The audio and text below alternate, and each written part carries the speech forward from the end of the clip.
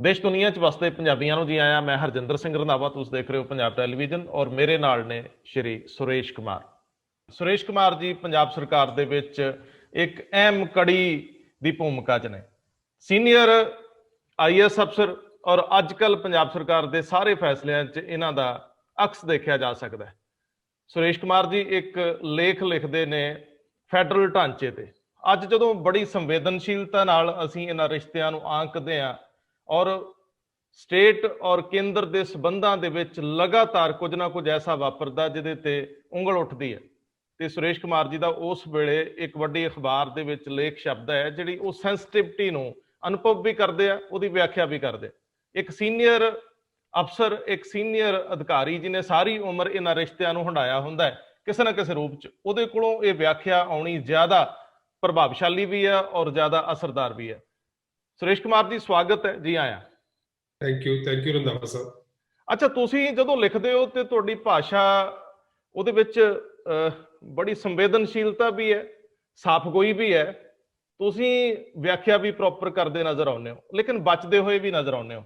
ਅੱਜ ਪੂਰਾ ਪੰਜਾਬ ਸੜਕ ਦੇ ਉੱਤੇ ਦਿੱਲੀ ਦੇ ਕੰਢੇ ਤੇ ਬੈਠਿਆ, ਇਹ ਉਹੀ ਰਿਸ਼ਤੇ ਆ ਜਿਨ੍ਹਾਂ ਨੂੰ ਤੁਸੀਂ ਪਰਿਭਾਸ਼ਿਤ ਕਰ ਰਹੇ ਹੋ ਕਿ ਕੇਂਦਰ ਆਪਣੀ ਭੂਮਿਕਾ 'ਚ, ਸਟੇਟ ਆਪਣੀ ਭੂਮਿਕਾ 'ਚ, ਜਿੱਥੇ ਵੀ ਕਿਤੇ ਥੋੜੀ ਜਿਹੀ ਵੀ ਤੰਦ ਤਿੜਕਦੀ ਹੈ ਨੁਕਸਾਨ ਹੋ ਜਾਂਦੇ ਆ। ਸੋ ਮੈਂ ਤੁਹਾਡੇ ਲਫ਼ਜ਼ਾਂ ਦੇ ਵਿੱਚ ਹੀ ਸੁਣਨਾ ਚਾਹੂੰਗਾ ਕਿ ਇਹਨਾਂ ਰਿਸ਼ਤਿਆਂ ਦੀ ਸੰਜੀਦਗੀ ਤੇ ਸੰਵੇਦਨਸ਼ੀਲਤਾ ਤੁਹਾਡੀ ਨਜ਼ਰੀਆ। ਦੇਖੋ ਰੰਧਾਵਾ ਸਾਹਿਬ, ਅੱਜ ਜਿਸ ਦੌਰ ਤੋਂ ਸਾਡਾ ਸੂਬਾ ਪੰਜਾਬ ਜਾਂ ਸਾਡੇ ਸੂਬੇ ਦੀ ਕਿਸਾਨੀ ਜਾਂ ਦੇਸ਼ ਦਾ ਕਿਸਾਨ ਲੰਘ ਰਿਹਾ, ਇਹ ਬਹੁਤ ਹੀ ਸੈਂਸਿਟਿਵ ਟਾਈਮ ਤੇ ਬਹੁਤ ਹੀ ਸੰਵੇਦਨਸ਼ੀਲ ਵਿਸ਼ਾ ਹੈ।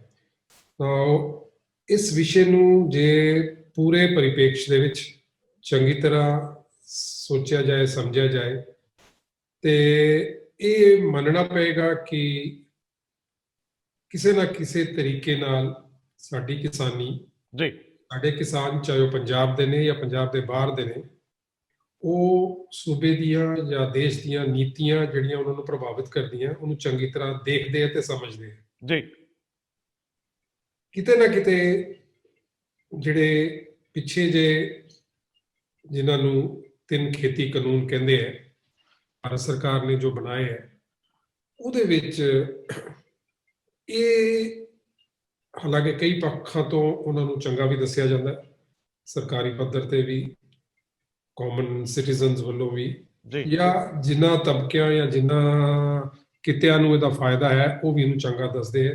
ਜੀ, ਇਹਨਾਂ ਕਾਨੂੰਨਾਂ ਨੂੰ ਬਣਾਉਣ ਦੇ ਵਿੱਚ ਕਿਤੇ ਨਾ ਕਿਤੇ ਥੋੜੀ ਜਿਹੀ ਜਲਦਬਾਜ਼ੀ ਤੇ ਕਿਸਾਨ ਦੀ ਜਿਹੜੀ ਨਜ਼ਾਕਤਾ ਹੈ, ਕਿਸਾਨ ਜਿਸ ਤਕਲੀਫ ਵਿੱਚ ਸੀਗਾ ਜਾਂ ਉਹਦੇ ਜੋ ਮੁੱਦੇ ਸੀਗੇ ਜਾਂ ਉਹਦੀਆਂ ਜੋ ਜ਼ਰੂਰਤਾਂ ਸੀ, ਉਹਨਾਂ ਨੂੰ ਸਮਝਣ ਵਿੱਚ ਜਾਂ ਉਹਨਾਂ ਨੂੰ ਕੰਸਲਟ, ਉਹਨਾਂ ਬੀਇੰਗ ਜੇ ਉਹ ਸਟੇਕ ਹੋਲਡਰ ਸੀਗੇ, ਉਹਨਾਂ ਨੂੰ ਆਪਣੇ ਨਾਲ ਲੈ ਕੇ ਚੱਲਣ ਦੇ ਵਿੱਚ ਕੋਈ ਨਾ ਕੋਈ ਘਾਟ ਰਹੀ ਹੈ। ਸ਼ਾਇਦ ਜਿਸ ਕਿਸੇ ਵੀ ਅਧਿਕਾਰੀਆਂ ਨੇ ਇਸ ਕਾਨੂੰਨ ਨੂੰ ਲਿਖਿਆ ਜਾਂ ਬਣਾਇਆ, ਜਿਹਦੇ ਨਾਲ ਵੀ ਜਿਸ ਪੱਧਰ ਤੇ ਵੀ ਚਰਚਾ ਕੀਤੀ ਹੈ, ਉਹ ਇਹ ਨਹੀਂ ਜਾਣ ਸਕੇ ਕਿ ਕਿਸਾਨ ਇਹਨਾਂ ਦੇ ਪਿੱਛੇ ਜੋ ਵੀ ਇੰਪਲੀਕੇਸ਼ਨਸ ਨੇ, ਜੋ ਵੀ ਇਹਨਾਂ ਦੇ ਸਿੱਟੇ ਨੇ, ਉਹ ਜਿੰਨੀ ਜਲਦੀ ਸਮਝ ਜਾਏਗਾ। ਜੀ, ਸਟੇਟਾਂ ਨੇ ਜਦੋਂ ਇਹ ਕਾਨੂੰਨ ਜੂਨ 2020 ਵਿੱਚ ਬਣੇ ਸੀਗੇ, ਜੀ, ਸਟੇਟਾਂ ਨੇ ਮੁੱਦਾ ਚੁੱਕਿਆ ਸੀ, ਬਈ ਇਹ ਕਿਸਾਨੀ ਦਾ ਮੁੱਦਾ ਹੈ, ਖੇਤੀਬਾੜੀ ਦਾ ਮੁੱਦਾ ਹੈ। ਖੇਤੀਬਾੜੀ ਸੰਵਿਧਾਨ ਦੇ ਮੁਤਾਬਿਕ ਇੱਕ ਸੂਬਿਆਂ ਦਾ ਸਬਜੈਕਟ ਹੈ ਤੇ ਕਾਨੂੰਨ ਨਹੀਂ ਸੀ ਬਣਾਏ ਜਾਣੇ ਚਾਹੀਦੇ, ਔਰ ਜੇ ਬਣਾਉਣ ਦੀ ਲੋੜ ਵੀ ਸੀਗੀ ਤੇ ਸਟੇਟਾਂ ਨੂੰ ਕੰਸਲਟ ਕਰਨਾ ਚਾਹੀਦਾ ਸੀ। ਤਾਂ ਇਹਦੇ ਤਾਂ ਕੋਈ ਦੋ ਰਾਏ ਨਹੀਂ ਹੈ। 70 ਸਾਲ ਤੋਂ ਉੱਪਰ ਹੋ ਗਏ, 73 ਸਾਲ 74 ਸਾਲ ਹੋ ਗਏ, ਖੇਤੀਬਾੜੀ ਇੱਕ ਸੂਬਿਆਂ ਦਾ ਵਿਸ਼ਾ ਰਿਹਾ ਹੈ। ਸੂਬਿਆਂ ਨੇ ਚੰਗਾ ਕੰਮ ਵੀ ਕੀਤਾ ਹੈ, ਔਰ ਸੂਬਿਆਂ ਨੇ ਜਿੰਨਾ ਚੰਗਾ ਕੰਮ ਕੀਤਾ ਹੈ, ਸੈਂਟਰ ਦੇ ਆਪਣੇ ਪਾਲਿਸੀ ਪ੍ਰੋਗਰਾਮ ਰਾਹੀਂ ਸੂਬਿਆਂ ਦੀ ਮਦਦ ਵੀ ਕੀਤੀ ਹੈ। ਜੀ, ਲੇਕਿਨ ਖੇਤੀਬਾੜੀ ਤੱਕ ਅੱਜ ਤੱਕ ਜਿੰਨੇ ਵੀ ਕਾਨੂੰਨ ਬਣੇ ਹੈ, ਉਹ ਸੂਬਿਆਂ ਨੇ ਬਣਾਏ ਹੈ, ਸੈਂਟਰ ਦੀ ਮਦਦ ਨਾਲ, ਸੈਂਟਰ ਦੀ ਗਾਈਡੈਂਸ ਨਾਲ, ਸੈਂਟਰ ਦੀ ਅਗਵਾਈ 'ਚ ਬਣਾਏ। ਔਰ ਜਦੋਂ 1960-70 ਵਿੱਚ ਹਰਿਤ ਕ੍ਰਾਂਤੀ ਨੂੰ ਅੱਗੇ ਲਿਜਾਣ ਦੀ ਗੱਲ ਆਈ, ਹਰਿਤ ਕ੍ਰਾਂਤੀ ਬਾਰੇ ਨਵੇਂ ਕਾਨੂੰਨ ਵੀ ਬਣਾਏ ਗਏ, ਨਵੀਆਂ ਨੀਤੀਆਂ ਵੀ ਬਣਾਈਆਂ ਗਈਆਂ ਜੀ। ਉਸ ਵੇਲੇ ਵੀ ਹਾਲਾਂਕਿ ਅਨਡਿਵਾਈਡਡ ਪੰਜਾਬ ਹੁੰਦਾ ਸੀ, ਤੇ ਵੈਸਟਰਨ ਯੂਪੀ ਜਿੱਥੇ ਹਰਿਤ ਕ੍ਰਾਂਤੀ ਵਾਸਤੇ ਜਿਨ੍ਹਾਂ ਸਟੇਟਾਂ ਨੂੰ, ਸੂਬਿਆਂ ਨੂੰ ਜਾਂ ਜਿਨ੍ਹਾਂ ਹਲਕਿਆਂ ਨੂੰ ਢੁਕਵਾਂ ਸਮਝਿਆ ਗਿਆ ਸੀ, ਉੱਥੋਂ ਦੀ ਹਕੂਮਤਾਂ ਨਾਲ ਸਲਾਹ ਕਰਕੇ, ਮਸ਼ਵਰਾ ਕਰਕੇ ਹੀ ਕੰਮ ਅੱਗੇ ਵਧਾਇਆ ਗਿਆ ਸੀ। ਉਹਦਾ ਸਿੱਟਾ ਇਹ ਨਿਕਲਿਆ ਸੀ ਕਿ ਸੈਂਟਰ ਤੇ ਸਟੇਟ ਸੰਵਿਧਾਨ ਦੇ ਬੇਸਿਕ ਬੁਨਿਆਦੀ ਸਟਰਕਚਰ ਦੇ ਮੁਤਾਬਿਕ, ਸੰਵਿਧਾਨ ਦੇ ਜੋ ਕੁਝ ਉਹਦੇ ਵਿੱਚ ਲਿਖਿਆ ਹੈ, ਦਰਜ ਸਾਰੀਆਂ ਮਦਾਂ ਦੇ ਮੁਤਾਬਿਕ ਸੈਂਟਰ ਤੇ ਸਾਂਝ ਨੇ ਇੱਕ ਫੈਡਰਲ ਤਰੀਕੇ ਨਾਲ ਕੰਮ ਕਰਦੇ ਹੋਏ ਦੇਸ਼ ਨੂੰ, ਜਿਹੜੀ ਇੱਥੇ ਫੂਡ ਸਿਕਿਉਰਿਟੀ ਦੀ ਘਾਟ ਸੀਗੀ, ਦੇਸ਼ ਨੂੰ ਭਰਪੂਰ ਅੰਨ ਵੀ ਦਿੱਤਾ, ਫੂਡ ਸਿਕਿਉਰਿਟੀ ਵੀ ਇਨਸ਼ੋਰ ਕੀਤੀ, ਸਾਡਾ ਕਿਸਾਨ ਵੀ ਉਹਦੇ ਨਾਲ ਪ੍ਰਫੁੱਲਤ ਹੋਇਆ, ਦੇਸ਼ ਵੀ ਪ੍ਰਫੁੱਲਤ ਹੋਇਆ। ਦੇਸ਼ ਨੂੰ ਵੱਡੇ ਮੁਲਕ ਜੋ ਅਨਾਜ ਦੀ ਘਾਟ ਕਰਕੇ, ਸ਼ਾਰਟੇजेस ਕਰਕੇ, ਗੁਰਬਤ ਕਰਕੇ, ਭੁੱਖਮਰੀ ਕਰਕੇ, ਜਿਹੜੇ ਦੂਜੇ ਵੱਡੇ ਮੁਲਕ ਨੇ ਜਿਹੜੀ ਹਿੰਦੁਸਤਾਨ ਨੂੰ ਜਾਂ ਭਾਰਤ ਨੂੰ ਬਲੈਕਮੇਲ ਕਰਦੇ ਸੀ, ਉਸ ਚੀਜ਼ ਤੋਂ ਵੀ ਦੇਸ਼ ਬਚ ਸਕਿਆ ਔਰ ਦੇਸ਼ ਇੱਕ ਤਾਕਤਵਰ ਦੇਸ਼ ਉੱਭਰ ਕੇ ਸਾਹਮਣੇ ਆਇਆ। ਕਿਤੇ ਨਾ ਕਿਤੇ ਜਦੋਂ ਇਹ ਕਾਨੂੰਨ ਬਣਾਏ ਗਏ, ਪੰਜਾਬ ਦੇ ਕਿਸਾਨਾਂ ਨੂੰ ਇਹ ਲੱਗ ਗਿਆ ਕਿ ਸ਼ਾਇਦ ਜਿਹੜਾ ਇੱਕ ਹਰਿਤ ਕ੍ਰਾਂਤੀ ਤੋਂ ਬਾਅਦ ਉਹਨਾਂ ਦਾ ਯੋਗਦਾਨ ਸੀ, ਉਹਨਾਂ ਦੀ ਸਾਂਝ ਸੀ ਭਾਰਤ ਸਰਕਾਰ ਨਾਲ, ਭਾਰਤ ਸਰਕਾਰ ਤੇ ਜਿਹੜਾ ਉਹਨਾਂ ਦਾ ਵਿਸ਼ਵਾਸ ਸੀ, ਉਹ ਕਿਤੇ ਨਾ ਕਿਤੇ ਘਟਿਆ ਤੇ ਉਹਨਾਂ ਨੂੰ ਇਹ ਮਹਿਸੂਸ ਹੋਣ ਲੱਗਿਆ ਕਿ ਸ਼ਾਇਦ ਸਾਡੀ ਰੋਜ਼ੀ ਰੋਟੀ ਤੇ ਨੁਕਸਾਨ ਹੋਏਗਾ, ਜਿਸ ਕਰਕੇ ਉਹਨਾਂ ਨੇ ਵਿਰੋਧ ਪ੍ਰਗਟ ਕੀਤਾ।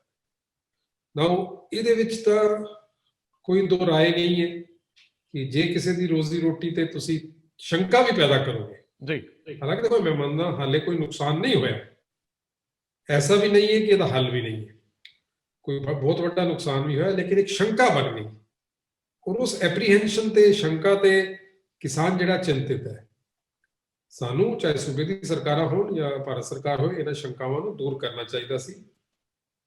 ਭਾਵੇਂ ਇਹ ਗੱਲ ਠੀਕ ਹੈ ਕਿ ਸੰਵਿਧਾਨ ਦੇ ਵਿੱਚ ਭਾਰਤ ਸਰਕਾਰ ਨੂੰ ਪੂਰੇ ਅਖਤਿਆਰ ਹੈ ਕਿ ਉਹ ਕਿਸੇ ਵੀ ਸਟੇਟ ਸਬਜੈਕਟ ਤੇ ਜਾਂ ਜਿਹੜੀ ਸਾਂਝੀ ਸੂਚੀ ਹੈ, ਸਾਂਝੇ ਵਿਸ਼ੇ ਨੇ, ਕੰਕਰੈਂਟ ਸਬਜੈਕਟ ਜਿਹਨੂੰ ਕਹਿੰਦੇ ਆ, ਉਹਨਾਂ ਦੇ ਕਾਨੂੰਨ ਬਣਾ ਸਕਦੇ ਆ। ਉਹਦੇ ਵਿੱਚ ਤਿੰਨ ਤਰੀਕੇ ਹੁੰਦੇ ਕਿ ਐਮਰਜੈਂਸੀ ਹੈ, ਅਰਜੈਂਟ ਹੈ, ਤੇ ਕਾਨੂੰਨ ਉਹ ਬਿਨਾਂ ਸਲਾਹ ਕੀਤੇ ਵੀ, ਬਿਨਾਂ ਸਟੇਟਾਂ ਨੂੰ ਕੌਨਫੀਡੈਂਸ ਦੇ ਬਣਾ ਲੈਂਦੇ ਆ। ਐਸੇ ਕਾਨੂੰਨ ਵੀ ਬਣੇ ਜਿਨ੍ਹਾਂ ਦੇ ਵਿੱਚ ਉਹਨਾਂ ਨੇ ਚਾਹਿਆ ਕਿ ਸਟੇਟਾਂ ਦੀ ਪਹਿਲੇ ਸਹਿਮਤੀ ਲਈ ਜਾਵੇ। ਔਰ ਤੀਸਰਾ, ਐਸੇ ਵੀ ਕਾਨੂੰਨ ਬਣਾਏ ਗਏ ਸਟੇਟ ਦੇ ਸਬਜੈਕਟ ਤੇ ਜਾਂ ਕੰਕਰੈਂਟ ਸਬਜੈਕਟ ਤੇ ਜਿਨ੍ਹਾਂ ਤੇ ਉਹਨਾਂ ਨੇ ਸਟੇਟ ਨੂੰ ਵੀ ਕੁਛ ਨਾ ਕੁਛ ਅਖਤਿਆਰ ਦਿੱਤੇ ਹੈ। ਕਿਤੇ ਰੂਲ ਮੇਕਿੰਗ ਪਾਵਰ ਦੇ ਦਿੱਤੀ, ਕਿਤੇ ਸਟੇਟਾਂ ਨੂੰ ਲੋਕਲ ਐਡਜਸਟਮੈਂਟਸ ਕਰਨ ਦੀਆਂ, ਲੋਕਲ ਅਪਾਇੰਟਮੈਂਟਸ ਕਰਨ ਦੀ ਪਾਵਰ ਦਿੱਤੀ। ਹੁਣ ਫੂਡ ਸਿਕਿਉਰਿਟੀ ਐਕਟ ਦੇ ਵਿੱਚ ਤੁਸੀਂ national food security act, food ਵੀ ਇੱਕ ਐਗਰੀਕਲਚਰ ਦੀ ਤਰ੍ਹਾਂ ਸਟੇਟ ਸਬਜੈਕਟ ਹੈ। 1913 ਵਿੱਚ ਪਿਛਲੀ ਸਰਕਾਰ ਨੇ ਡਾਕਟਰ ਮਨਮੋਹਨ ਸਿੰਘ ਵੇਲੇ ਫੂਡ ਸਿਕਿਉਰਿਟੀ ਐਕਟ ਬਣਾਇਆ ਸੀ। ਉੱਥੇ ਕਲੀਅਰਲੀ ਰੂਲ ਮੇਕਿੰਗ ਪਾਵਰ, ਅਨਾਜ ਨੂੰ ਕਿਸ ਤਰ੍ਹਾਂ ਵੰਡਣਾ ਹੈ, ਸਟੇਟਾਂ ਤੇ ਛੱਡਿਆ ਗਿਆ। ਕੋਈ ਸਿਰਫ ਆਟਾ ਦਾਲ ਵੰਡ ਰਿਹਾ ਹੈ ਤੇ ਕੋਈ ਸਿਰਫ ਕਣਕ ਵੰਡ ਰਿਹਾ ਹੈ, ਕੋਈ ਚਾਵਲ ਵੰਡ ਰਿਹਾ, ਜੋ ਜਿਸ ਸਟੇਟ ਦੀ local socio economic condition, cultural values, ਰਹਿਣ ਸਹਿਣ ਦੇ ਤਰੀਕੇ ਨੂੰ ਦੇਖ ਕੇ ਜੋ ਉੱਥੋਂ ਦੀ ਮੰਗ ਹੈ, ਸਟੇਟਾਂ ਨੂੰ ਅਖਤਿਆਰ ਦਿੱਤੇ ਗਏ ਉਸ ਦੇ ਮੁਤਾਬਿਕ ਕੰਮ ਕਰਨ।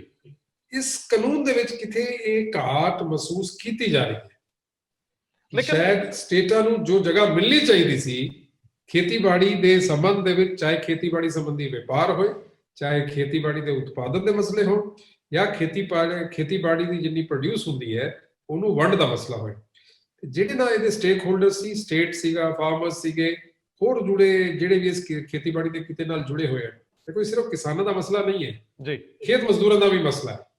ਤੁਸੀਂ ਪਿੱਛੇ ਜਦੋਂ ਇਹ ਕੋਵਿਡ ਮਹਾਮਾਰੀ ਚੱਲੀ ਸੀ, ਤੁਸੀਂ ਦੇਖਿਆ ਹੋਣਾ ਸਾਡੇ ਟੋਟਲ ਪੰਜਾਬ ਦੇ ਵਿੱਚ 27 ਲੱਖ ਮਾਈਗ੍ਰੈਂਟ ਵਰਕਰ ਹੈ।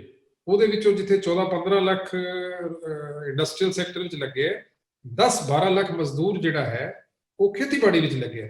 ਤੇ ਉਹਨਾਂ ਦੇ ਵੀ ਰੋਜ਼ਗਾਰ ਦਾ ਮਸਲਾ ਹੈ, ਰੋਜ਼ੀ ਰੋਟੀ ਦਾ ਮਸਲਾ ਕਿਸਾਨਾਂ ਦਾ ਵੀ ਹੈ, ਉਹਨਾਂ ਦੇ ਪਰਿਵਾਰਾਂ ਦਾ ਵੀ ਮਸਲਾ ਹੈ, ਗਰੀਬਾਂ ਦਾ ਵੀ ਮਸਲਾ ਹੈ, ਅਮੀਰਾਂ ਦਾ ਵੀ ਮਸਲਾ ਹੈ। ਔਰ ਜਿਹੜੇ ਇਸ ਟ੍ਰੇਡ ਦੇ ਨਾਲ ਉਤਪਾਦਨ ਤੋਂ ਲੈ ਕੇ ਮਾਰਕੀਟਿੰਗ ਤੱਕ ਉਸ ਕਿਤੇ ਦੇ ਵਿੱਚ ਕਈ ਏਜੰਸੀਆਂ ਜੁੜੀਆਂ ਹੋਈਆਂ ਨੇ, ਉਹਨਾਂ ਦਾ ਵੀ ਮਸਲਾ ਹੈ।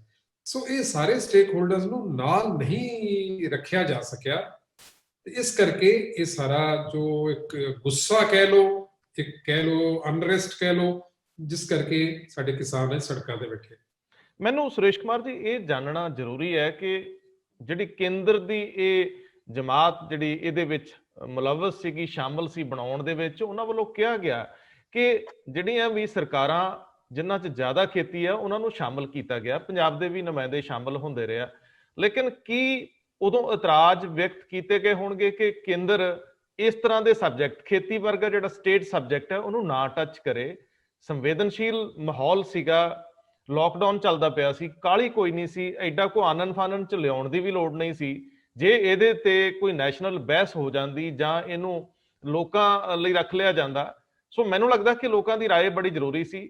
ਜਦੋਂ ਸੂਬਿਆਂ ਨੂੰ ਇਹਦੇ ਚ ਬੁਲਾਇਆ ਗਿਆ, ਸੂਬਿਆਂ ਨੇ ਇਤਰਾਜ਼ ਨਹੀਂ ਜ਼ਾਹਰ ਕੀਤੇ ਗਏ, ਜਾਂ ਸੂਬਿਆਂ ਨੂੰ ਦੇ ਜਿਹੜੇ ਨੁਮਾਇੰਦੇ ਗਏ ਆ, ਸ਼ਾਇਦ ਉਹਨਾਂ ਦਾ ਧਿਆਨ ਹੀ ਇਹਦੀਆਂ ਬਰੀਕੀਆਂ ਵੱਲ ਨਹੀਂ ਗਿਆ ਜਿਹੜੀ ਕਿਸਾਨਾਂ ਨੇ ਫੜੀ ਹੈ ਕਿ ਚੁੱਪ ਚਪੀਤੇ ਕਾਰਪੋਰੇਟ ਆਉਂਦਾ ਹੈ ਤੇ ਕੱਲ ਨੂੰ ਜੇਕਰ ਉਹ ਇਸ ਸੈਕਟਰ ਦੇ ਵਿੱਚ ਸ਼ਾਮਲ ਹੋ ਜਾਂਦਾ ਜਿਹਦੇ ਵਿੱਚ ਕਦੇ ਵੀ ਘਾਟੇ ਦੀ ਗੁੰਜਾਇਸ਼ ਹੀ ਨਹੀਂ, ਕਿਉਂਕਿ ਖਾਣ ਪੀਣ ਤਾਂ ਸਭ ਦਾ ਚੱਲਣਾ ਹੈ, ਚੁੱਲ੍ਹਾ ਤਾਂ ਸਭ ਦਾ ਹੀ ਬਲਣਾ ਹੈ ਜੀ। ਸੋ ਤੁਹਾਨੂੰ ਲੱਗਦਾ ਹੈ ਕਿ ਇਹ ਫਿਕਰ ਜਾਇਜ਼ ਨੇ? ਔਰ ਦੂਜੀ ਗੱਲ, ਸੂਬੇ ਕਿਤੇ ਥੋੜੀ ਜਿਹੀ ਗਲਤੀ ਖਾ ਗਏ ਜਾਂ ਕਿਤੇ ਉਹਨਾਂ ਨੇ ਲਾਪਰਵਾਹੀ ਵਰਤੀ? ਦੇਖੋ, ਪਹਿਲੀ ਗੱਲ ਤਾਂ ਮੈਂ ਦੁਹਰਾਉਣਾ ਚਾਹੂੰਗਾ, ਮੈਂ ਬਹੁਤ ਵਾਰੀ ਇਹ ਪਹਿਲਾਂ ਵੀ ਕਹਿ ਚੁੱਕਿਆ, ਲਿਖ ਵੀ ਚੁੱਕਿਆ ਇਹਦੇ ਬਾਰੇ, ਕਿ ਖੇਤੀ ਬਾਰੇ ਜੇ ਕੋਈ ਪੱਕਾ ਧਰਤੀ ਨਾਲ ਜੁੜਿਆ ਹੋਇਆ ਅਰਥ ਸ਼ਾਸਤਰੀ ਹੈ ਤੇ ਉਹ ਸਾਡਾ ਕਿਸਾਨ ਹੈ ਜੀ। ਖੇਤ ਦੀ ਅਰਥ ਵਿਵਸਥਾ ਨੂੰ, ਫਾਰਮ ਇਕਨੋਮੀ ਜਿਹਨੂੰ ਕਹਿੰਦੇ ਆ, ਫਾਰਮ ਇਕਨੋਮਿਕਸ ਜਿਹਨੂੰ ਕਹਿੰਦੇ ਆ, ਉਹਨੂੰ ਜਿੰਨਾ ਕਿਸਾਨ ਸਮਝਦਾ ਹੈ ਉਹ ਸ਼ਾਇਦ ਅਸੀਂ ਅੰਦਾਜ਼ਾ ਵੀ ਨਹੀਂ ਲਗਾ ਸਕਦੇ ਜੀ। ਜੋ ਪਾਈ ਲੱਗਦੀ ਹੈ ਜਾਂ ਜੋ ਪਾਈ ਉਹਨੂੰ ਪ੍ਰਾਪਤ ਹੁੰਦੀ ਹੈ, ਉਹਦਾ ਪੂਰੀ ਜਾਣਕਾਰੀ, ਪੂਰਾ ਸਮਝ ਸਾਡੇ ਕਿਸਾਨ ਨੂੰ ਹੈਗੀ ਹੈ, ਚਾਹੇ ਉਹ ਛੋਟਾ ਕਿਸਾਨ ਹੈ, ਵੱਡਾ ਹੈ, ਮੰਝਲਾ ਹੈ, ਕਿਸੇ ਲੈਵਲ ਦਾ ਕਿਸਾਨ ਹੈ। ਔਰ ਇਹ ਜਿਹੜੀ ਉਹਨਾਂ ਦੀ ਇੱਕ ਕੁਆਲਿਟੀ ਹੈ, ਜੋ ਉਹਨਾਂ ਦੀ ਸੂਝ-ਬੂਝ ਹੈ, ਉਹਨਾਂ ਨੇ ਇਸ ਨੂੰ ਇਹਨਾਂ ਕਾਨੂੰਨਾਂ ਦੇ ਆਉਣ ਦੇ ਬਾਅਦ ਜ਼ਾਹਰ ਕਰ ਦਿੱਤਾ ਹੈ। ਜਿਸ ਗੱਲ ਬਾਰੇ ਸ਼ਾਇਦ ਕਾਨੂੰਨ ਬਣਾਉਣ ਵਾਲੇ ਮੇਰੇ ਵਰਗੇ ਅਧਿਕਾਰੀ ਕਰਮਚਾਰੀ ਵੀ ਨਹੀਂ ਸਮਝ ਅੰਦਾਜ਼ਾ ਲਗਾ ਸਕੇ, ਕਿਸਾਨ ਇੰਨੀ ਛੇਤੀ ਇਹਨਾਂ ਕਾਨੂੰਨਾਂ ਦੀ ਇੰਪਲੀਕੇਸ਼ਨਸ ਨੂੰ ਸਮਝ ਜਾਏਗਾ ਔਰ ਉਹਦੇ ਤੇ ਜੋ ਉਹਦੀ ਰਾਏ ਹੈ ਜਾਂ ਉਹਦਾ ਗੁੱਸਾ ਹੈ ਉਹਨੂੰ ਜ਼ਾਹਰ ਕਰੇਗਾ। ਇਹ ਕਿਤੇ ਨਾ ਕਿਤੇ ਕੋਈ ਘਾਟ ਰਹੀ ਹੈ। ਰਹੀ ਗੱਲ ਜਿਹੜੀ ਹੈ ਕਿ ਸੂਬਿਆਂ ਨਾਲ ਵਿਚਾਰ ਵਟਾਂਦਰਾ, ਦੇਖੋ ਭਾਰਤ ਸਰਕਾਰ ਨੇ ਬੜੇ ਅੱਛੇ ਤਰੀਕੇ ਨਾਲ ਵਿਚਾਰ ਵਟਾਂਦਰਾ ਕਰਨ ਲਈ ਇਹਨਾਂ ਮੁੱਦਿਆਂ ਤੇ ਇੱਕ ਕਮੇਟੀ ਮੁੱਖ ਮੰਤਰੀਆਂ ਦੀ ਬਣਾਈ ਸੀ ਜੀ। ਸ਼ੁਰੂ ਵਿੱਚ ਉਸ ਕਮੇਟੀ ਵਿੱਚ ਪੰਜਾਬ ਸੂਬਾ ਨਹੀਂ ਸੀ ਜੀ। ਪੰਜਾਬ ਦੇ ਮੁੱਖ ਮੰਤਰੀ ਜੀ ਨੇ ਇਹਦੇ ਤੇ ਇਤਰਾਜ਼ ਕਰਕੇ ਪਹਿਲੀ ਮੀਟਿੰਗ ਤੋਂ ਬਾਅਦ ਅਸੀਂ ਇੱਕ ਇਤਰਾਜ਼ ਦੀ ਚਿੱਠੀ ਲਿਖੀ ਸੀ ਪ੍ਰਧਾਨ ਮੰਤਰੀ ਜੀ ਨੂੰ ਜੀ। ਉਸ ਚਿੱਠੀ ਤੋਂ ਬਾਅਦ ਉਹਨਾਂ ਨੇ ਮੰਨਿਆ ਤੇ ਪੰਜਾਬ ਨੂੰ ਵੀ ਇਹਦੇ ਵਿੱਚ ਸ਼ਾਮਿਲ ਕੀਤਾ।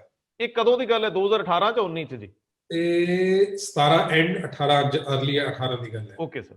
2018 ਦੇ ਅਰਲੀ ਮੰਥਸ ਦੇ ਵਿੱਚ ਉਹਦੇ ਬਾਅਦ ਦੂਸਰੀ ਮੀਟਿੰਗ ਵਿੱਚ ਮੁੱਖ ਮੰਤਰੀ ਜੀ ਨੂੰ ਸੱਦਿਆ ਗਿਆ। ਉਹਦੇ ਵਿੱਚ ਜਿਹਨੂੰ ਕਹਿੰਦੇ ਆ ਫਾਈਨੈਂਸ਼ੀਅਲ ਇੰਪਲੀਕੇਸ਼ਨਸ, ਫਾਈਨੈਂਸ਼ੀਅਲ ਜਿਹੜੀਆਂ ਸਕੀਮਾਂ ਦੀ ਜਿਹੜੀ ਫਾਈਨੈਂਸਿੰਗ ਹੁੰਦੀ ਹੈ, ਖੇਤੀ ਨਾਲ ਜੁੜੇ ਹੋਏ ਪ੍ਰੋਗਰਾਮਾਂ ਦੀ ਜਿਹੜੀ ਵਿੱਤੀ ਸਾਧਨ ਜੁਟਾਉਣ ਦਾ ਮਸਲਾ ਹੁੰਦਾ ਹੈ, ਉਹ ਏਜੰਡਾ ਰੱਖਿਆ ਗਿਆ। ਉਹਨਾਂ ਏਜੰਡੇ ਤੇ ਮੁੱਖ ਮੰਤਰੀ ਜੀ ਨੇ ਸਾਡੇ ਵਿੱਤ ਮੰਤਰੀ ਪੰਜਾਬ ਦੀ ਡਿਊਟੀ ਲਗਾਈ। ਉਹਨਾਂ ਨੇ ਜਾ ਕੇ ਉੱਥੇ ਕਿ ਪ੍ਰੋਗਰਾਮਾਂ ਦੀ ਫੰਡਿੰਗ ਜਿਹੜੀ ਹੈ, ਰਾਸ਼ਟਰੀ ਕ੍ਰਿਸ਼ੀ ਵਿਕਾਸ ਯੋਜਨਾ ਹੈ, ਹਾਰਟੀਕਲਚਰ ਮਿਸ਼ਨ ਹੈ, ਹੋਰ ਫਾਰਮ ਮੈਕਨਾਈਜੇਸ਼ਨ ਦੀਆਂ ਸਕੀਮਾਂ ਨੇ, ਆਇਲ ਸੀਡਸ ਦਾ ਮਿਸ਼ਨ ਹੈ, ਪਲਸਿਸ ਤੇ ਮਿਸ਼ਨ ਹੈ, ਸਾਡਾ ਸਟਬਲ ਬਰਨਿੰਗ ਦਾ ਇਸ਼ੂ ਹੈ, ਵੀ ਇਹਨਾਂ ਸਕੀਮਾਂ ਦੇ ਵਿੱਚ ਫੰਡਿੰਗ ਪੈਟਰਨ ਜਾਂ ਫਾਈਨੈਂਸਿੰਗ ਦਾ ਅਰੇਂਜਮੈਂਟ ਕੀ ਹੋਣਾ ਚਾਹੀਦਾ।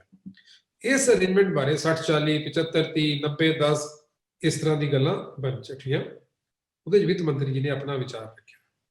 ਉਸ ਤੋਂ ਬਾਅਦ ਜੋ ਵੀ ਉਹਨਾਂ ਵੱਲੋਂ ਮੀਟਿੰਗਸ ਦੀਆਂ ਪ੍ਰੋਸੀਡਿੰਗਸ ਜਾਰੀ ਹੋਈਆਂ ਜਾਂ ਕਿਸੇ ਤਰ੍ਹਾਂ ਦੀ ਕੋਈ ਡਰਾਫਟ ਰਿਪੋਰਟ ਜਾਰੀ ਹੋਈ ਹੈ, ਕਿਤੇ ਵੀ ਕੋਈ ਨਵਾਂ ਕਾਨੂੰਨ ਬਣਾਉਣ ਦੀ ਜਾਂ ਨਵੇਂ ਕਾਨੂੰਨ ਬਾਰੇ ਜਾਂ ਆਰਡੀਨੈਂਸਿਸ ਬਾਰੇ ਸਟੇਟਾਂ ਦੀ ਸਹਿਮਤੀ ਦਾ ਜ਼ਿਕਰ ਨਹੀਂ ਆਇਆ। ਇਹ ਕਦੇ ਮੁੱਦਾ ਆਇਆ ਹੀ ਨਹੀਂ ਸਟੇਟਾਂ ਤੱਕ ਕਿ ਭਾਰਤ ਸਰਕਾਰ ਐਗਰੀਕਲਚਰ ਟ੍ਰੇਡ ਤੇ ਐਗਰੀਕਲਚਰ ਸਰਵਿਸਿਜ਼ ਨੂੰ ਅੱਗੇ ਵਧਾਉਣ ਵਾਸਤੇ ਕੋਈ ਕਾਨੂੰਨ ਬਣਾਉਣਾ ਚਾਹੁੰਦੀ ਹੈ। ਮਤਲਬ ਚੁੱਪ ਚਪੀਤੇ ਹੋਇਆ ਸਾਰਾ। ਇਹ ਗੱਲ ਦੇਖੋ, ਐਗਰੀਕਲਚਰ ਮਾਰਕੀਟਿੰਗ ਦੇ ਤਰੀਕੇ ਨੂੰ ਸੁਧਾਰ ਲਿਆਉਣ ਲਈ ਕਈ ਵਾਰੀ ਗੱਲ ਉੱਠੀ ਹੈ ਜੀ। ਇਹ ਗੱਲ ਵੀ ਮੰਨਣਯੋਗ ਹੈ ਕਿ ਹਰਿਤ ਕ੍ਰਾਂਤੀ ਜਦ ਤੋਂ ਸ਼ੁਰੂ ਹੋਈ ਹੈ, ਐਗਰੀਕਲਚਰ ਮਾਰਕੀਟਿੰਗ ਦੇ ਵਿੱਚ ਕੋਈ ਬਹੁਤੀਆਂ ਇਨੋਵੇਸ਼ਨਸ ਜਾਂ ਕੋਈ ਬਹੁਤੇ ਵਧੇਰੇ ਚੰਗੇ ਕੰਮ ਨਹੀਂ ਹੋਏ। ਇੱਕੋ ਹੀ ਨਵੇਕਲਾ ਕੰਮ ਹੋਇਆ ਸੀ ਜਿਹੜਾ ਕਿ ਮਿਨੀਮਮ ਸਪੋਰਟ ਪ੍ਰਾਈਸ ਨੂੰ ਅਸੀਂ ਇੰਟਰੋਡਿਊਸ ਕੀਤਾ ਸੀ ਜੀ। ਮਿਨੀਮਮ ਸਪੋਰਟ ਪ੍ਰਾਈਸ ਜਦੋਂ ਇੰਟਰੋਡਿਊਸ ਹੋਇਆ, ਉਹਦੇ ਵਿੱਚ ਇਹ ਮਨਸ਼ਾ ਸੀਗੀ ਕਿ ਸਰਕਾਰ ਨੂੰ ਇੱਕ ਮਾਰਕੀਟ ਦੇ ਵਿੱਚ ਕੀ ਭਾਅ ਮਿਲੇਗਾ ਇਹਦੀ ਕੋਈ ਅਸ਼ੋਰੈਂਸ ਦਿੱਤੀ ਜਾਏ। ਇਸ ਅਸ਼ੋਰੈਂਸ ਤੇ ਵੱਧ ਤੋਂ ਵੱਧ ਕਿਸਾਨ ਜਿਹੜੇ ਹੈ ਦੇਸ਼ ਲਈ ਜੀਰੀ ਤੇ ਕਣਕ ਜਿਹੜੀ ਹੈ ਉਹ ਪੈਦਾ ਕਰਨ। ਬਿਕਾਜ਼ ਦੋ ਮੇਨ ਜਿਹੜੀ ਸਟੇਪਲ ਡਾਈਟ ਜਿਹਨੂੰ ਕਹਿੰਦੇ ਆ, ਦੋ ਤਰ੍ਹਾਂ ਦਾ ਖਾਣਾ ਜਿਹੜਾ ਹੈ ਉਹ ਸਾਡੇ ਮੁਲਕ ਦੇ ਵਿੱਚ ਹੁੰਦਾ ਹੈ। ਕੁਝ ਰਾਈਸ ਈਟਿੰਗ ਸਟੇਟਸ ਨੇ ਜਿੱਥੇ ਸਿਰਫ ਚਾਵਲ ਖਾਏ ਜਾਂਦੇ ਹੈ, ਮਤਲਬ ਬਹੁਤੇ ਜਿਸ ਪੂਰਾ ਸਾਊਥ ਇੰਡੀਆ ਹੋ ਗਿਆ, ਪੂਰਾ north East India, East India, ਸਾਰਾ ਜਿਹੜਾ ਉਹ ਚਾਵਲ ਖਾਂਦੇ ਆ। ਬਾਕੀ ਨਾਰਥਰਨ ਇੰਡੀਆ ਦੇ ਵਿੱਚ ਜ਼ਿਆਦਾ ਆਪਾਂ ਕਣਕ ਦਾ ਹੈਗਾ, ਜ਼ਿਆਦਾ ਵੀਟ ਦੀ ਰਿਕੁਆਇਰਮੈਂਟ ਹੁੰਦੀ ਹੈ।